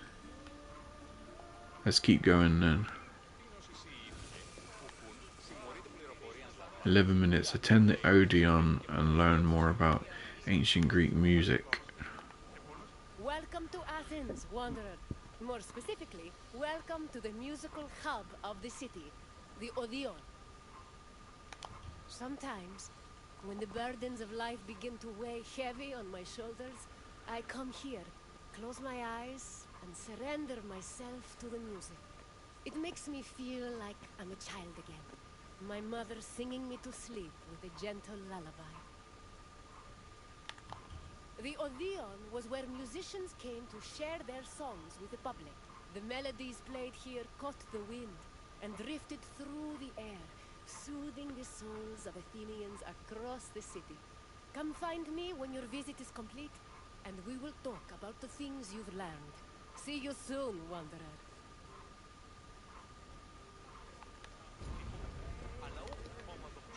Enjoy your visit. I will see you soon.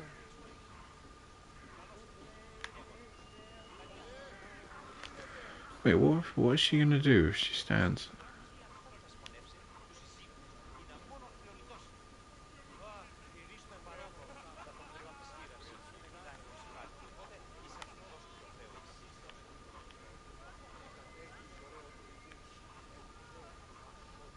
blending.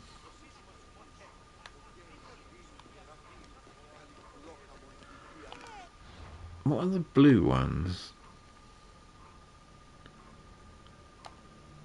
Are they more important? Music played an important part in almost every aspect of ancient Greek life. Whether attending a public gathering, rubbing elbows at a dinner party, laying out offerings in a temple, or marching into battle, there was a song for everything. Aristotle even wrote that music increased the efficiency of laborers, and it was often played for rowers and field pickers to keep them working at a steady rhythm.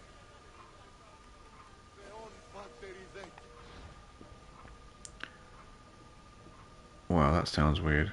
For the Greeks, the word music had a very broad definition. Musicae technicae, or musical art, technically included what we would today consider to be music, but it also encompassed any art thought to be inspired by the muses, including poetry. Things like poetry, dance, comedy, tragedy, and epics. In fact, it was rare for things like poetry and plays to be performed without accompanying songs and dances.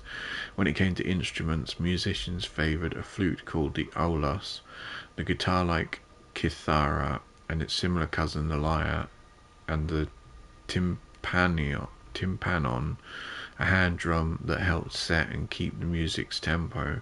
Female dancers were also known to use the instrument called the crotala, or clackers. Clackers were almost always played in pairs, and as their name implies, made percussive clacking noises.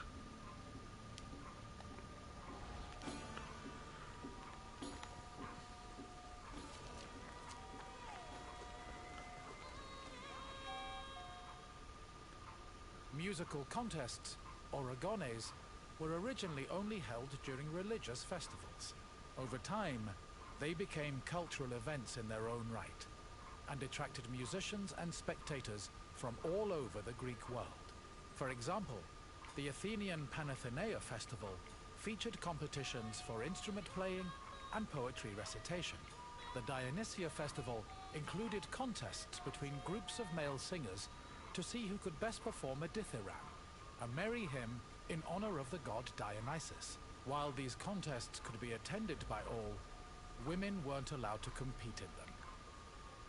In the early days of the competitions, winners only received a crown and an ego boost for their talents. But from the Hellenistic period onward, the rewards were upgraded to cash prizes. These prizes were large enough for musicians to make a fortune, especially if they moved from festival to festival.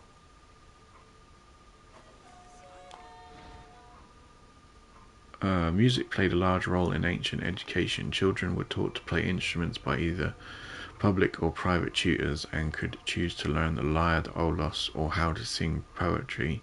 Those who sought careers as professional musicians received even more specialized trainings. The importance of music in education was a point of contention between two of the most famous philosophers of ancient Greece, Plato and Aristotle. Plato encouraged the teaching of the kithara in his Protagoras, where he said that by learning the instrument, boys could become efficient in speech and action. Meanwhile, Aristotle said in Politics that children should be forbidden from learning the aulos as part of their schooling, as the flute was too exciting an instrument.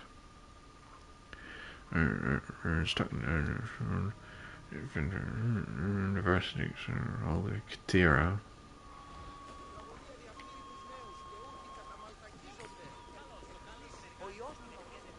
The Odeon of Pericles was built sometime between the 440s and 430s BCE. The building was commissioned by Pericles for use in the Panathenaea festival. The Odeon was also a venue for poetry readings, political rallies, and philosophical performances. According to ancient sources, the original design of the Odeon was inspired by the tent of the Persian king Xerxes, a spoil of war the Athenians salvaged after their decisive victory at Salamis in 480 BCE. The building's roof was made of timber from captured Persian ships. In this sense, the Odeon was both a triumphant symbol of Athens and an insult to their Persian enemies. This structure was considered one of the grandest architectural accomplishments of ancient Athens.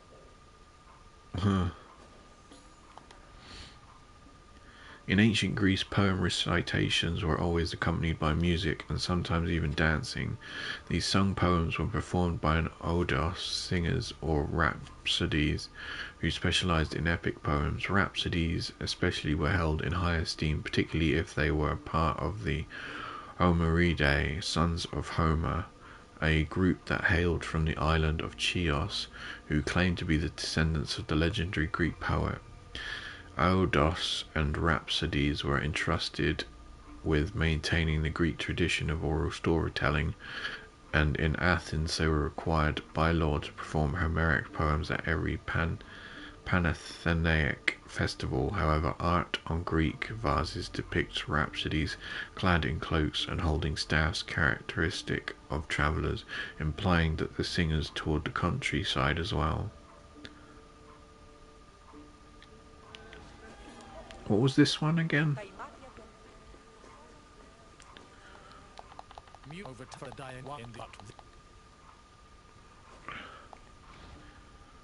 What was it?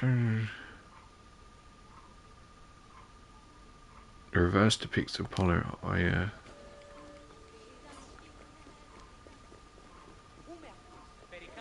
It was Apollo. In ancient Greece, there was a type of music for almost any occasion.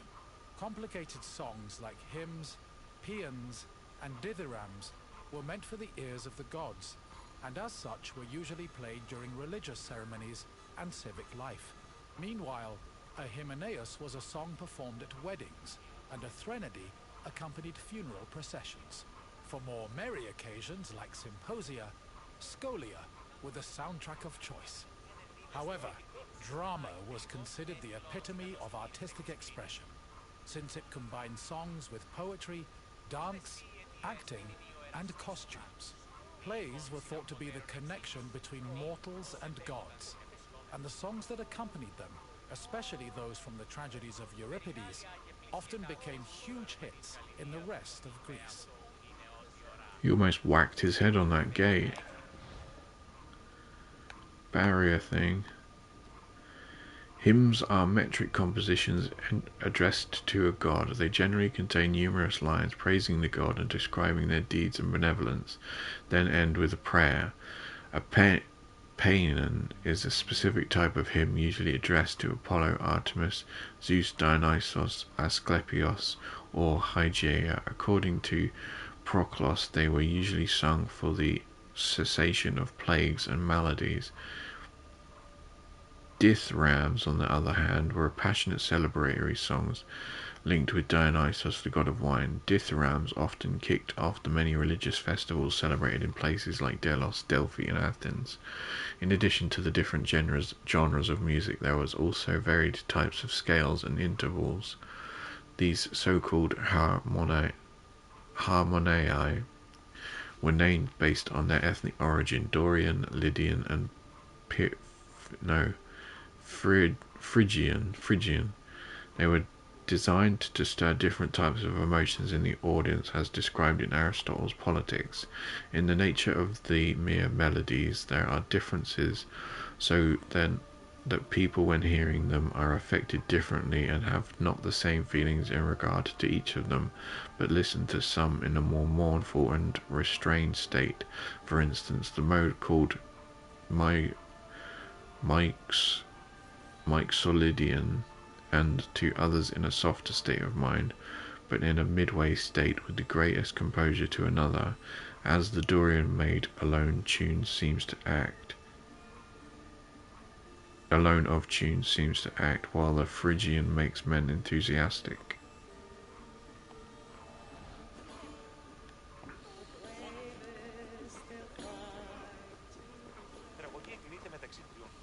Hello again. I trust your visit was worthwhile, and that learning of music was a feast for your mind. I know it was for mine. Is there anything else you'd like to do? Quiz. Fancy yourself an expert on music? Yeah. Then let's put your knowledge to the test. Shit. Which of the following songs was played at weddings? Oh, I don't know. It's true that the Thiramvi were on the merrier side, but they were sung in honor of Dionysos, not newlyweds. Try again. Thrinodias were funeral dirges. They were unlikely to be played at weddings, unless the musicians had a morbid sense of humor. Try another answer. A pean was a hymn to the gods. It was not sung at weddings. Keep trying. Correct. A Imeneos was performed at weddings to wish the couple a happy and prosperous union. Let's move on to the second question. The Odeon of Pericles was modeled after spoils of war from which Athenian enemy? Correct. Not only was the design based on the tent of the Persian king Xerxes, but the building's roof was made of wood from captured Persian ships. Only one question remains. According to Aristotle, music was especially important to which group of people? Aristotle actually believed music should not be part of children's education, as it would distract them from their studies. Try again. You are correct. Aristotle believed music improved certain motor skills, so it was played for field pickers and rowers to increase their work output. You definitely have an ear for music, Wanderer. I applaud you. Fancy we collect the I'm afraid Atlantis did not actually exist, or at least not as people think it did. Try again. Athens would go to war with Macedonia in the 4th century BCE, almost 100 years after the construction of the Odeon. Try another answer. Given the Peloponnesian War between Sparta and Athens only began later, there would not have been any spoils from Sparta to incorporate into the building. Try again. Correct. Not only according to... Musicians. Well, yes, but I'm not looking for the obvious answer. Think back to the tour. Given that the politician's main tool is their voice, they probably prefer not to be drowned out by an entire chorus of singers. Keep trying. You... That's the spirit. Follow me, Wanderer.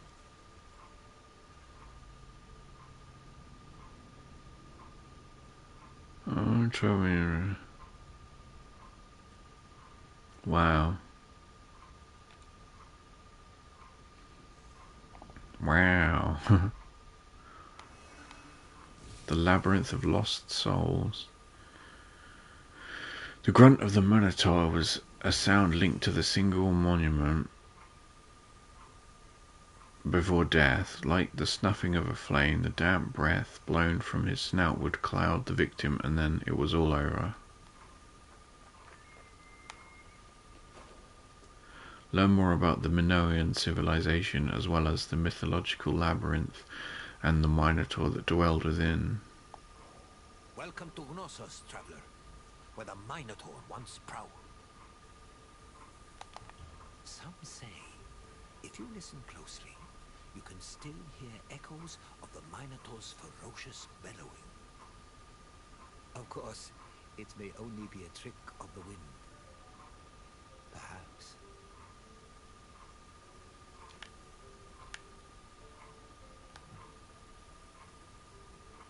I like that concerned look. It may only be a trick of the wind, perhaps.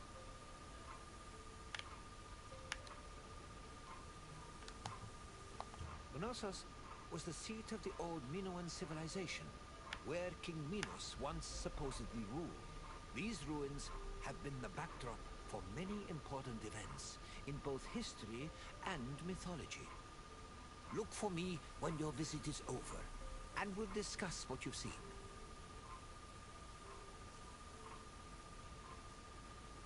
I will see you again soon, traveler. Knossos Palace. This palace, the largest of all palaces, was built in the 17th century BCE and is linked to the legend of King Minos. More than 13,000 square meters, it's made up of several rooms around a central courtyard. The island of Crete was first settled around 8000 BCE. Over time, significant towns and maritime trade began to develop. Palaces were built, destroyed, and then rebuilt, culminating in what archaeologists call the Neopalatial period, which began around 1700 BCE. This period lasted for over 300 years and is considered the golden age of Minoan civilization. The largest palace of this period was located in Knossos and featured maze-like complexes of workshops, temples, courts, throne rooms, and living areas, as well as paved roads and advanced plumbing and draining. Trade and external relations were important to the Minoans, and their networks extended across the eastern Mediterranean. As a result, the people of Crete and the lands they traded with often influenced each other and exchanged ideas, usually through peaceful interactions instead of military conflict.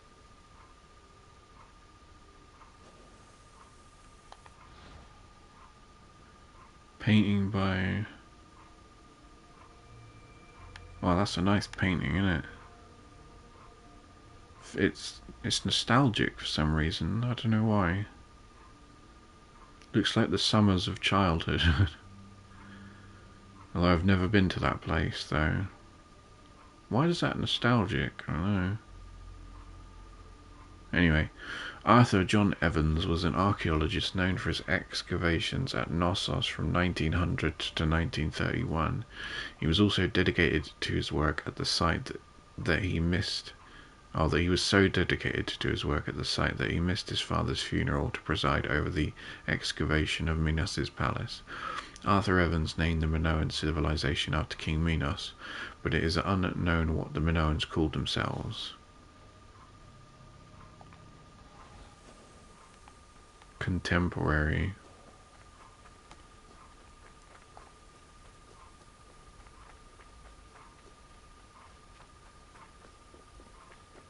The settlement of Knossos was established as early as the 7th millennium BCE. Today, one of the site's most notable landmarks is the palace ruins, located on the Kafala Hill. The ruins are split into two phases. That sounded different. The old palace, which has been poorly preserved, and the new palace. The new palace of Knossos had a surface area of approximately 13,000 square meters, making it the largest Minoan palace. Its focal point was a central court, which was probably used for ceremonial activities. The Minoan palace centers collapsed when Crete was overrun and conquered by a Mycenaean invasion from mainland Greece. However, the date of the final destruction of Knossos' palace is still unknown.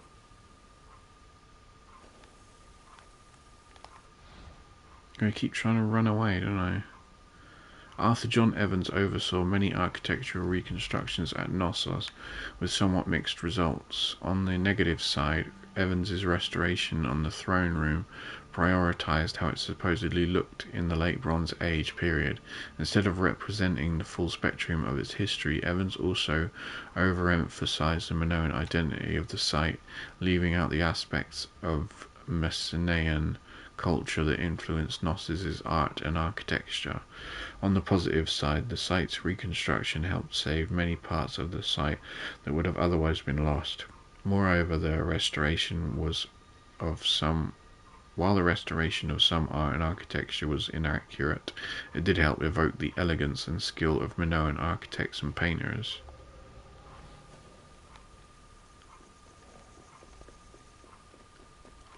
Wait, what was that? That's just a picture of the temple, isn't it? Boom, boom, boom, boom, boom. Part of the palace.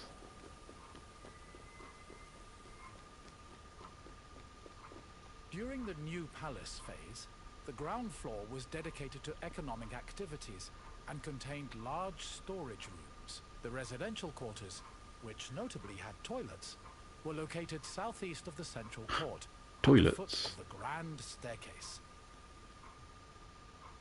The palace was lavishly decorated with wall paintings, depicting things like bull-related sports and richly dressed women. Large stone horns of consecration, which were important Minoan religious symbols, hung prominently in the west court. Other notable parts of the palace include the theatrical area, which is believed to have served as a viewing space, the tripartite shrine, which was dedicated to the worship of an important Minoan deity historians refer to as the Mother Goddess, and the Piano Nobile, a grand space located on the palace's second floor.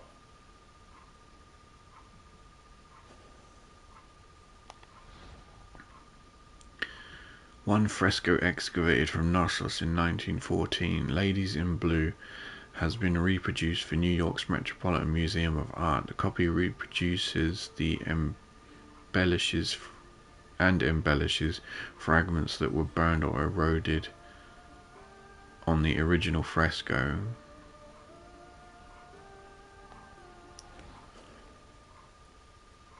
That's the point.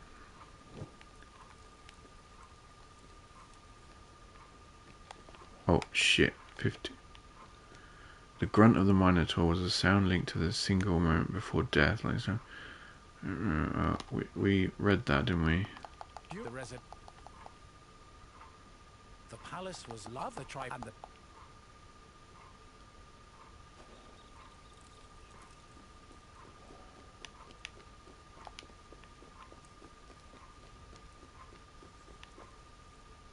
During his trips to Crete, archaeologist Arthur John Evans discovered several ancient tablets. They eventually led him to define the forms of Minoan writing known as Linear A and Linear B. The Minoans used these forms of writing for recording many things, including business transactions. For example, one clay tablet discovered at the Palace of Knossos was inscribed in Linear B script. The tablet detailed the transfer of coriander, often used in the perfume industry, between a man named Kyprios and another person named Twinon. The deciphering of tablets such as these has given historians great insight into many aspects of Minoan culture and society.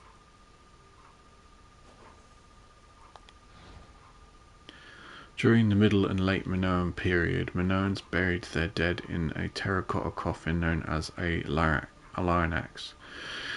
Many lionaxes were found buried in a cemetery to the north of the town that surrounded the palace at Knossos. The coffins were shaped like bathtubs or chests and were often elaborately painted with scenes that were probably chosen for their funerary significance. They were also sometimes buried alongside valuable grave offerings. It's possible that the coffins had domestic uses as well, functioning as either bathtubs or storage chests.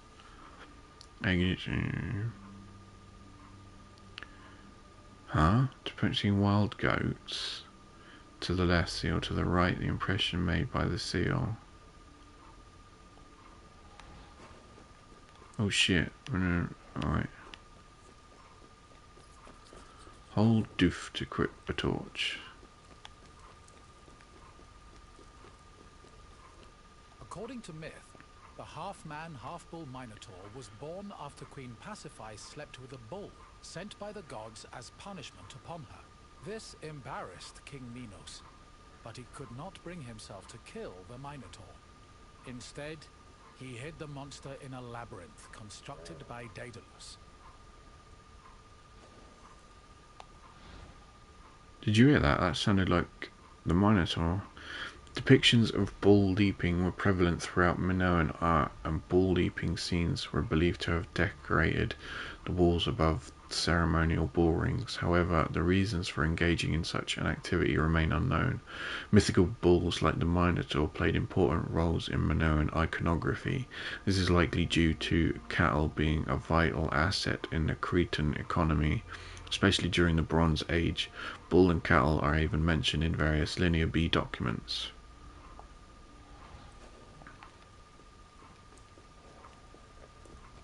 It de-equips your torch every time. Daedalus was an important figure in Greek mythology, an ingenious inventor. He once became so jealous of his similarly clever nephew that he threw him from the top of the Athenian Acropolis. As a consequence, Daedalus was banished from Athens, though this did not prevent him from being able to get work. In Crete, he was hired by Queen Pasiphae to construct an artificial cowsuit that would allow her to seduce a bull she was particularly taken with due to a curse from the gods. Daedalus complied, and his invention helped facilitate the birth of the Minotaur. Afterwards, Minos conscripted Daedalus to build the labyrinth, presumably as penance for his role in creating the Minotaur. But perhaps the most well-known story about Daedalus involves his son, Icaros, who used wings built by his father and flew too close to the sun, thus plummeting into the sea.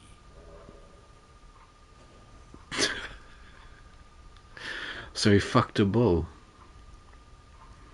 Shit.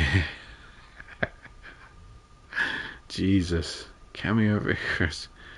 Anyway. Learn more. Much of the story of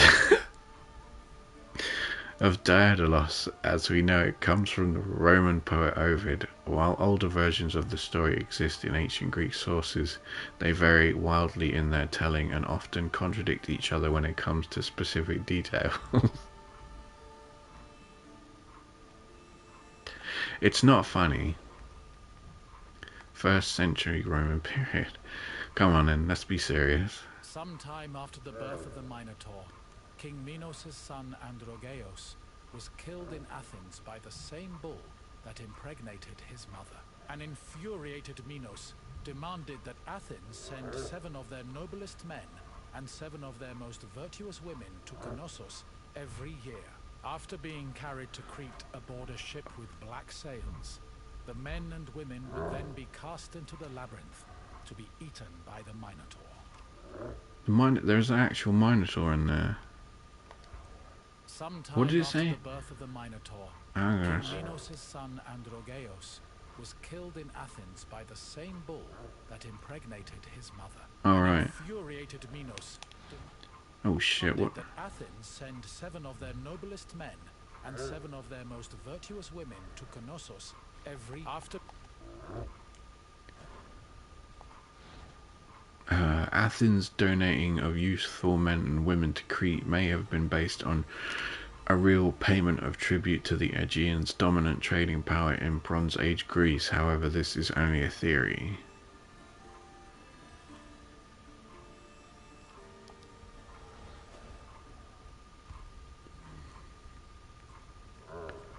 Obverse.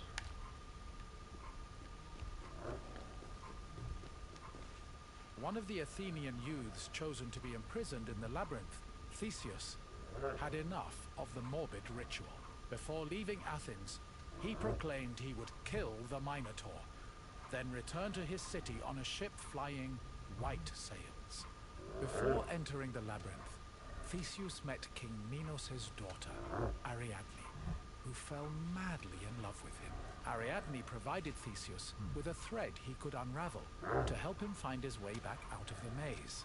Armed with this thread, Theseus entered the labyrinth, killed the Minotaur, escaped the maze, and set sail for Athens with Ariadne by his side.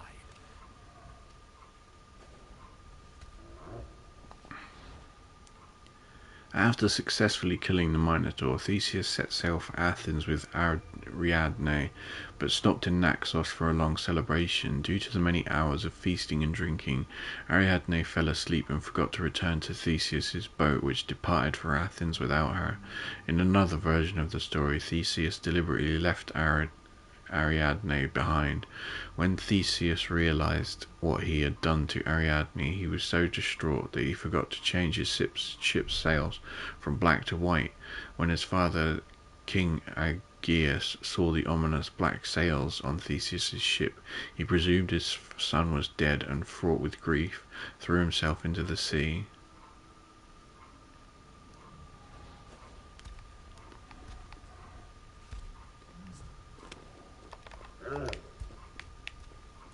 Oh.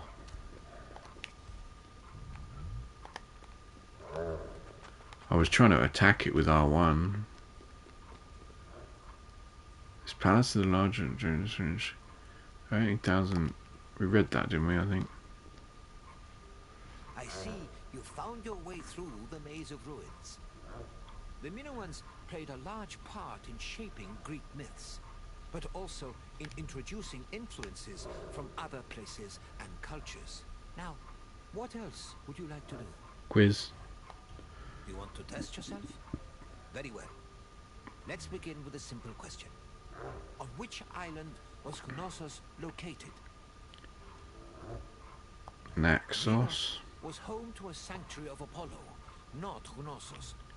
Keep trying. We shouldn't do the wrong one, should we? Naxos is an island, yes. What? But you won't find Knossos there. Oh. Try another answer. I don't know then. Naxos. Damn it. Yes. Knossos was located on the island of Crete. Time for another question. Which hero killed the Minotaur? I don't know. Correct. Oh. Theseus slew the Minotaur, then escaped the labyrinth thanks to some thread from Ariadne. Now for the last question. What did Daedalus build for Queen Pasiphae?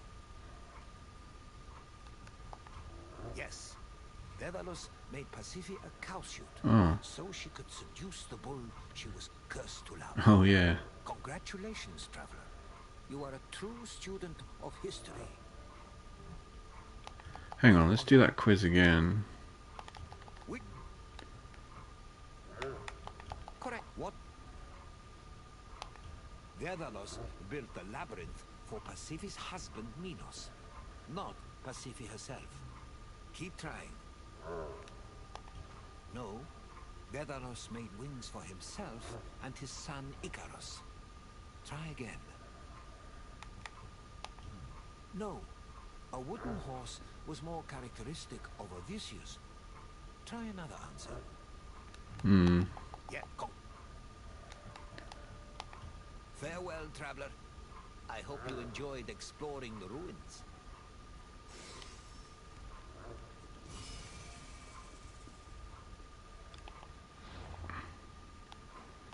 Where is this now?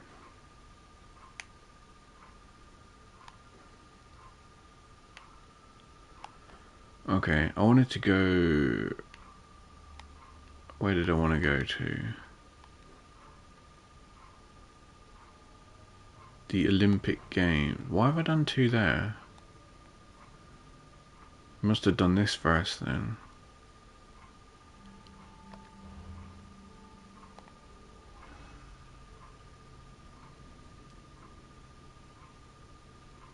I wonder if we can find it again.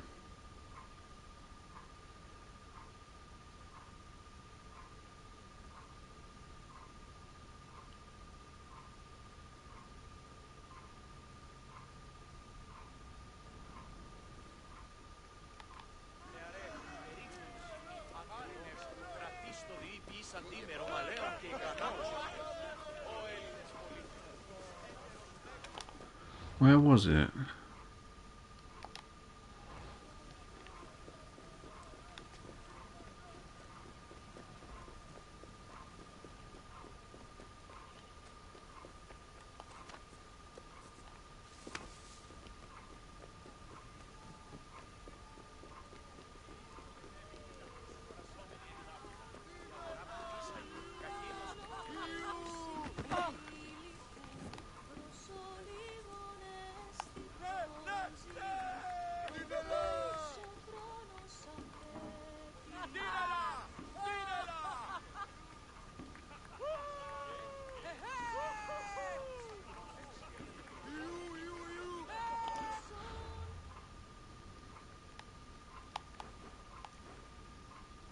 Let's go back to where we were.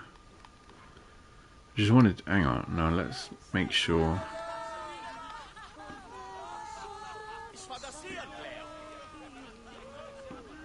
Just disappears, right. Let's move back to where we were. Sorry, but that reminded me of that Norm Macdonald thing.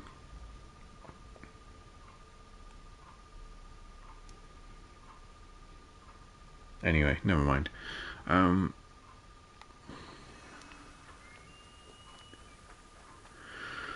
Right, we want to go to the end of the tour.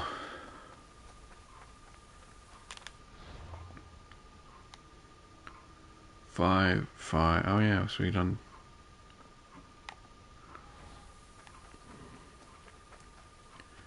Done 20, haven't we? We done 20 then. 4 and because it's 4. Hey, wait, hang on. 6.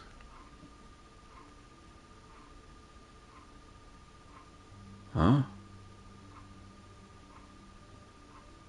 I can't work that out. 9 is 4, and that is 8, 9, 10. Why couldn't I work that out?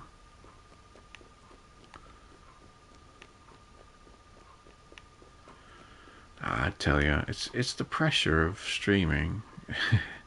It has to be.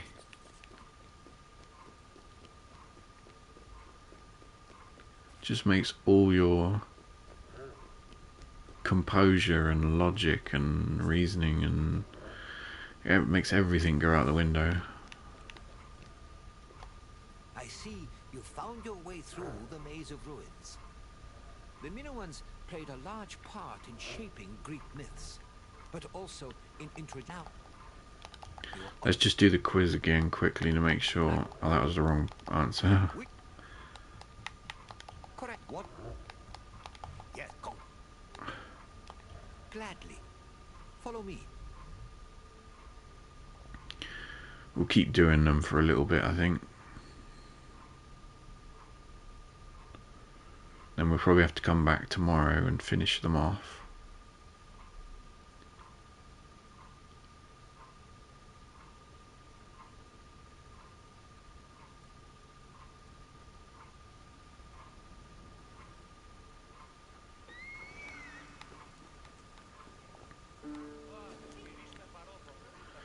Take to the stage to learn about ancient Greek theatre and drama competitions. Welcome, wanderer, to one of the most prestigious places in Greece, the theater. I'd tell you, but I think it's best to let the actors speak for themselves. The theater was where audiences gathered to watch plays. They were the highest form of art in Greece, and people saw theater as a symbol of complete harmony between the mortal world and the divine. When you're done taking in the sights and sounds, come see me, and we'll talk more. Until then, wanderer. Enjoy your visit.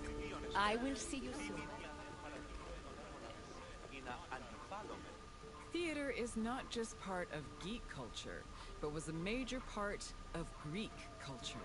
In Athens, comedies and dramas originated from the dancing and singing performed by members of the cult of Dionysus. Between 536 and 533 BCE, theater's burgeoning importance in Athens was demonstrated when the responsibility of organizing tragedies was entrusted to the Archon, the highest-ranking magistrate in the city.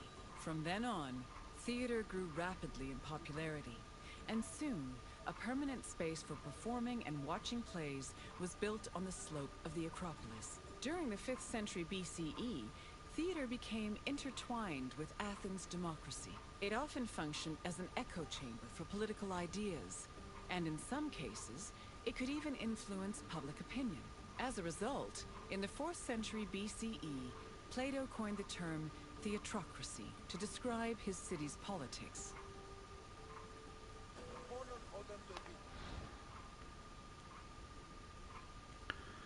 That looks like the cult of Cosmos, doesn't it? Whoa, this is a long one. Athenian dramatic contents featured 3 types of drama: comedies, tragedies, and raunchy satire plays. These plays were not just dramatic stories, but complete performances accompanied by music, singing, and dancing. These elements combined to form an exquisite tribute to the god Dionysos. Sadly, only a few of the plays from classical Athens have survived. Those of the famous tragedians Aeschylus, Sophocles, and Euripides, and the work of the comic poet Aristophanes. Oh shit, it's back. Aeschylos was born in c. 525 BCE. He was part of a wealthy noble family and was present at many famous battles, including the Battle of Marathon, the Battle of Salamis, and the Battle of Plataea. As a result, the Greco-Persian Wars heavily influenced his work as a playwright, and his first tragedy, The Persians, was a celebration of the Battle of Salamis. Sophocles was born a few years before the Battle of Marathon in 490 BCE. He was a friend of Pericles and was incredibly prolific, writing over 120 plays in his lifetime, including Oedipus Rex, Ajax, and Electra. Euripides was the youngest of the three tragedians born in 480 BCE. Unlike Aeschylus and Sophocles, he came from a modest family, and though his plays were not as celebrated as the other two, they became very successful after his death. He introduced many innovations to theatre, especially in the field of music. Aristophanes was a comic playwright, though he is considered the father of comedy. Little is known about his life. What is known is that he was a proponent of peace, and that his plays often referenced Athenian politics. The most frequent targets in his plays were Cleon, Euripides, Socrates, and the Sophists. It's Ubisoft. Concept art. Theatrical competitions were held in the sanctuary of Dionysus Eleutherius, god of wine and patron of drama. Dionysus was the son of Zeus and a mortal woman named Semele. Stories say that Zeus, who had fallen in love with Semele, appeared to her holding a lightning bolt in his hand. Semele was tragically struck dead by the lightning, but Zeus managed to save her unborn child, keeping the embryo in his thigh until it fully gestated. You're in the way, mate. This is why the name Dionysus is sometimes thought to mean born twice. In Athens, theater was a part of the cult of Dionysus, and stage productions in the god's honor were held during festivals like the Linnaea and the Great Dionysia.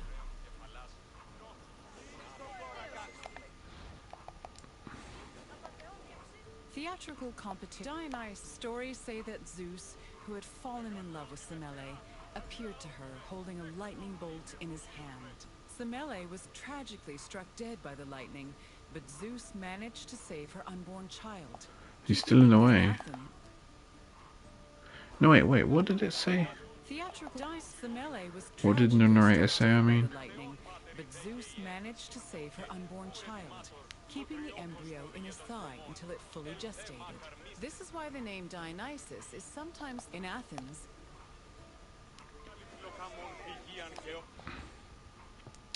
The theatre of Dionysus, as it exists today, dates back to the 4th century BCE, when the statesman Lycurgus reorganized the sanctuary. It features a circular orchestra with a stone skene or stage in front of it.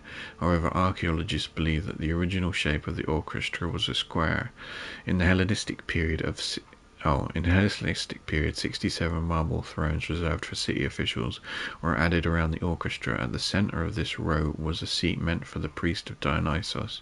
During the Roman period, a new stage was built in honor of both the god and the Emperor Nero, and extra seats of honor were added around the edge of the orchestra.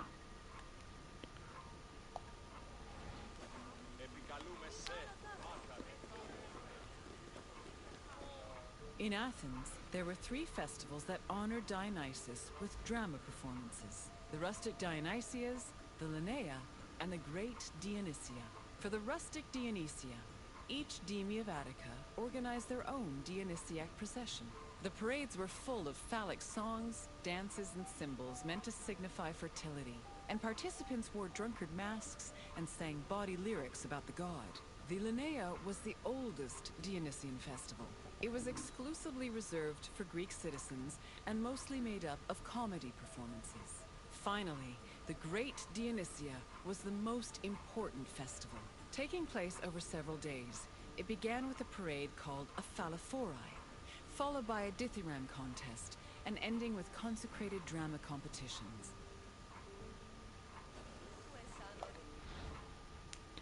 From 450 BCE onwards, the city of Athens gave poor citizens free theatre tickets, which were valued at 2 obloi, Oboloi. This initiative was provided for by a public fund called Theracon, Money for Spectacles, and it consisted of the distribution of special tokens or symbola. The purpose of Theoricon may have been to make sure poor citizens weren't denied access to the theatre. The service was later extended to all citizens regardless of wealth. Numerous bronze tokens for Athens' theatre have been preserved. They resemble contemporary coins stamped with either the head of Athena, a lion, or an owl. On the reverse side, they feature letters from the Greek alphabet that correspond to different sections and seats in the auditorium. Statue of Euripides holding a theatre mask.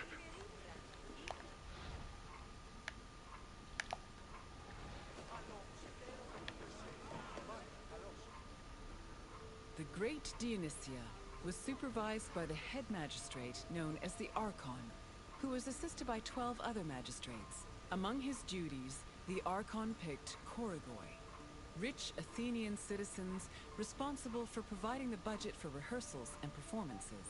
2 days before the Dionysia, a ceremony called the Proagon took place where playwrights introduced their work.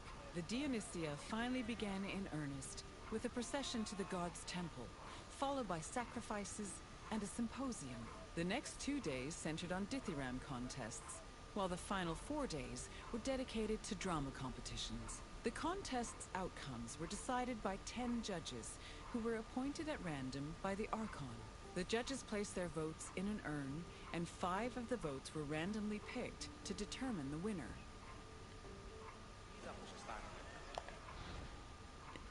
The Choreorgia was an important and obligatory public service. Each year, several months before Dionysia, the Archon would appoint 3 choreorgi to fund tragedies and 3 to fund comedies. The appointed citizens were selected based entirely on how wealthy they were. The choreorgi's duties were focused mainly on funding the chorus, specifically the recruitment, costuming, and support. They also had to provide a rehearsal space. If a play won a dramatic contest, the choreorgi provided the victors with a sumptuous meal. Being a choreogos granted opportunities for great prestige and public approval. When a play won a prize at the festival, its choreogos was crowned alongside the playwright. Furthermore, the victorious choreogos was expected to erect a monument near the theatre with an inscription celebrating his achievements.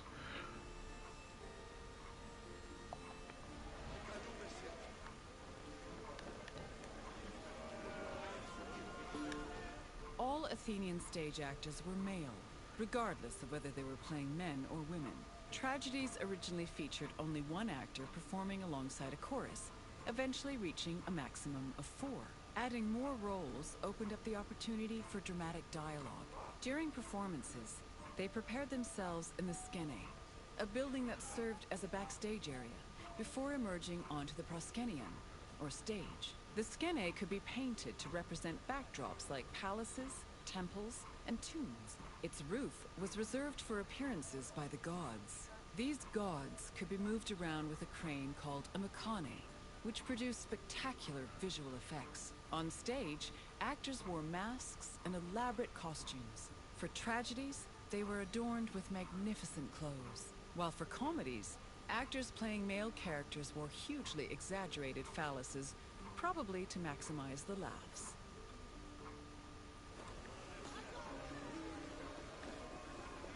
Enjoy your visit. I will see you soon. All during performances, on for well. We didn't learn more. Actors in the 5th century BCE came, as far as we know, from theatrical families and were slightly divided between comedy and tragedy. Strictly divided. For example, both Aeschylus and Euripides had at least one son who performed as a tragic actor. Similarly, Aristophanes probably had 6 offspring who became comic poets or actors. All of these actors and poets came from wealthy families, which was probably the norm at the time. In the 4th century BCE, actors began to eclipse poets in popularity, becoming successful celebrities who travelled from city to city. One of the most popular destinations for actors was Macedon, as King Philip II of Macedon was allegedly a big fan of drama.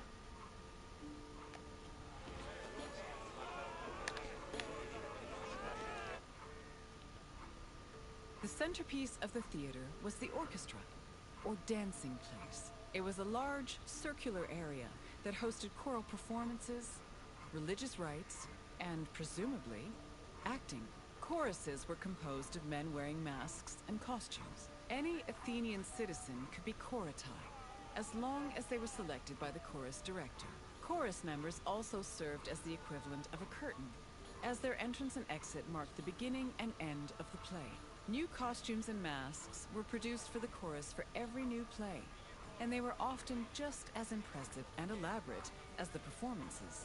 For example, Aristophanes' comedies feature the chorus dressing as wasps, frogs, birds, clouds, and islands. One of his plays, The Knights, even had men riding other men dressed as horses.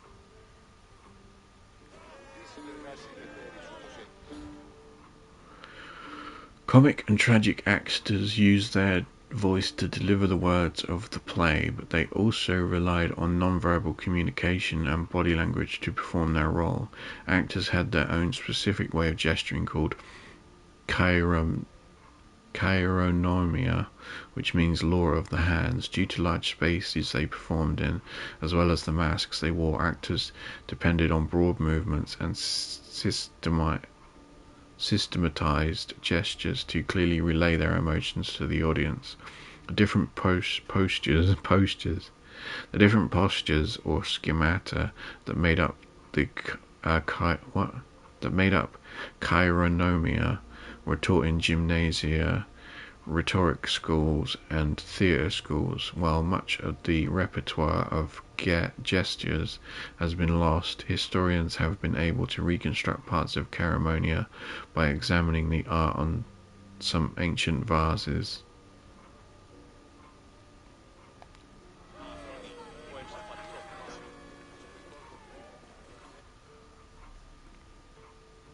Athens' Theatron, or performance space, could seat up to 17,000 people, nearly a tenth of the population of Attica. Its excellent acoustics made it ideal for drama, but it was also sometimes used for political meetings and parades. The theater was accessible to everybody. This did not mean that seating was free, though. The first rows were normally where priests and public officials sat, while the central part of the auditorium was reserved for ambassadors and guests of honor. There is also evidence that men and women sat separately. In general, theater audiences were emotional and noisy. During performances, they would shout, curse, and throw things depending on their mood, and their reactions were just as much a part of the experience as the acting.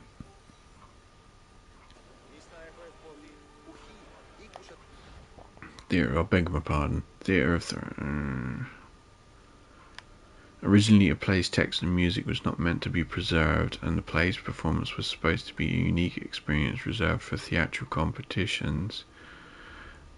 The text could be kept by the families of actors and authors, but otherwise it was not widely available. Over time, the drama's increasing popularity beyond Attica made the re-performance of older plays more fashionable. Consequently, theatrical scripts started circulating more freely in the form of papyrus scrolls. The process of copying scripts was performed in special workshops by literate scribes. The copies were not always perfect, and occasionally the play's text would be changed. These changes were still performed, and as a result numerous versions of different plays were circulated through Athens between the 4th and 5th centuries BCE. It wasn't until the 4th century BCE that the Athenian orator Lycurgus implemented a decree that created a fixed canon for tragedies, featuring final and definitive versions of the plays of Aeschylus, Sophocles, and Euripides, in which the theatre of Thasos.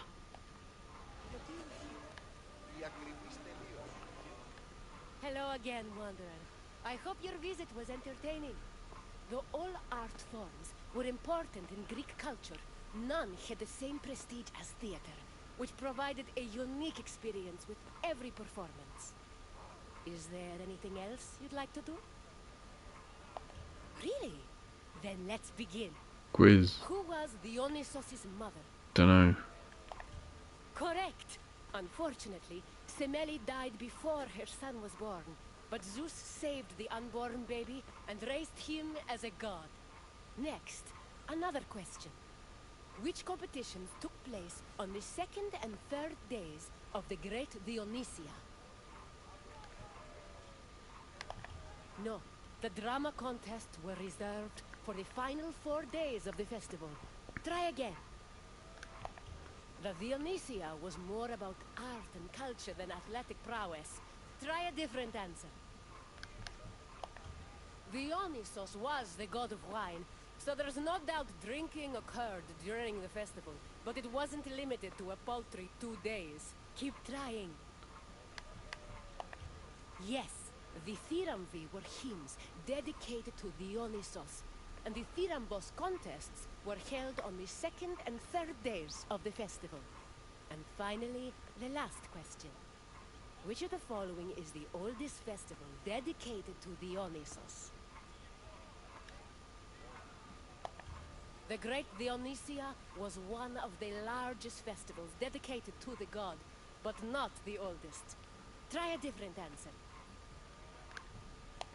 You are correct. The Linnea was the oldest Dionysiac festival. Congratulations, Wanderer. You're a very studious theater goer. Really? Who? No. Aristophanes was a playwright and a mortal. Keep trying. Hera was Zeus's sister wife, but Dionysos was not her child. Try a different answer. Coronis was Asclepios' mother. Try again.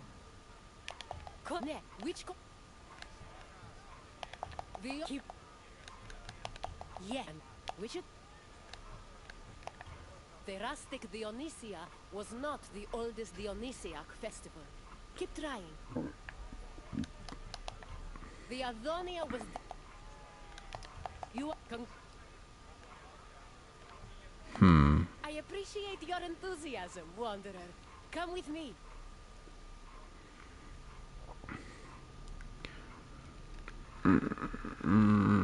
Wonder if we should leave it for today and then come back tomorrow and finish it off proper.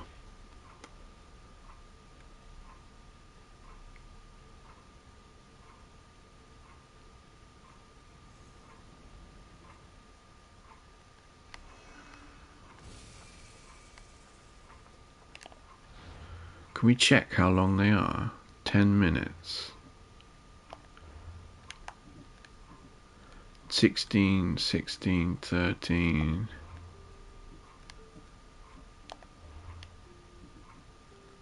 12, 13, 10, 10.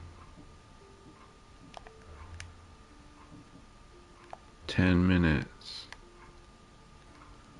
Oh, they're quite short ones, aren't they?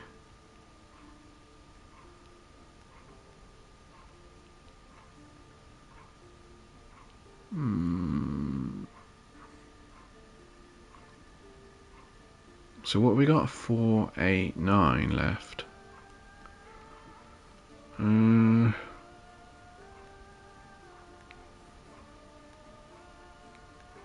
Should we leave them for next time then? Come back tomorrow and finish them off. Which might not take that long at all.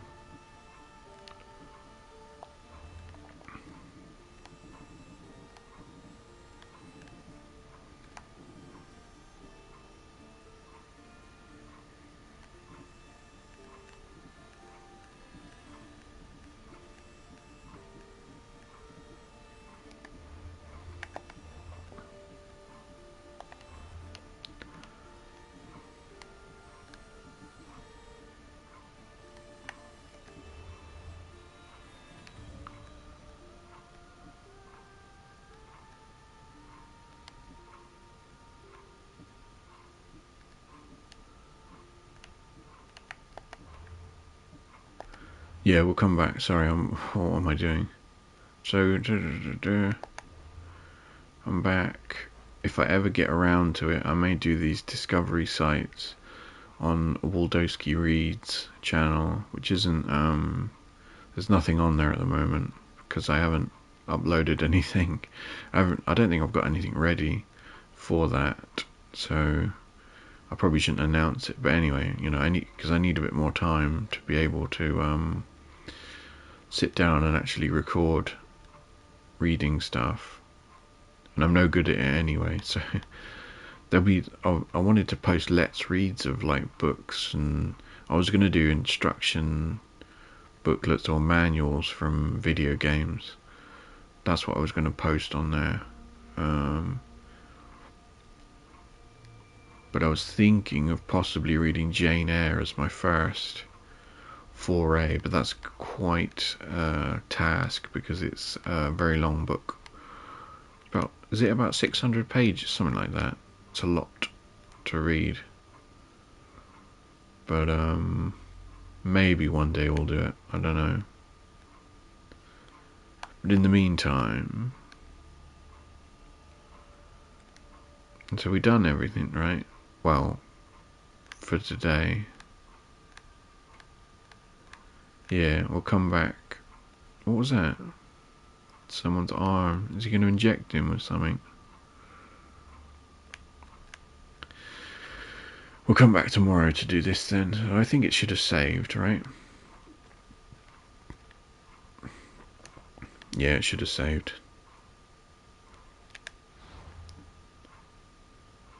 In the meantime, my name's Waldowski, and thank you to every single one of you who watched, and I may see you tomorrow. Cut. Yeah, we'll come back and finish off. But this was fun today. More fun tomorrow, and then we'll be moving on to Batman Arkham Origins if I can live stream that game. I'm not sure if I can. Anyway, good night.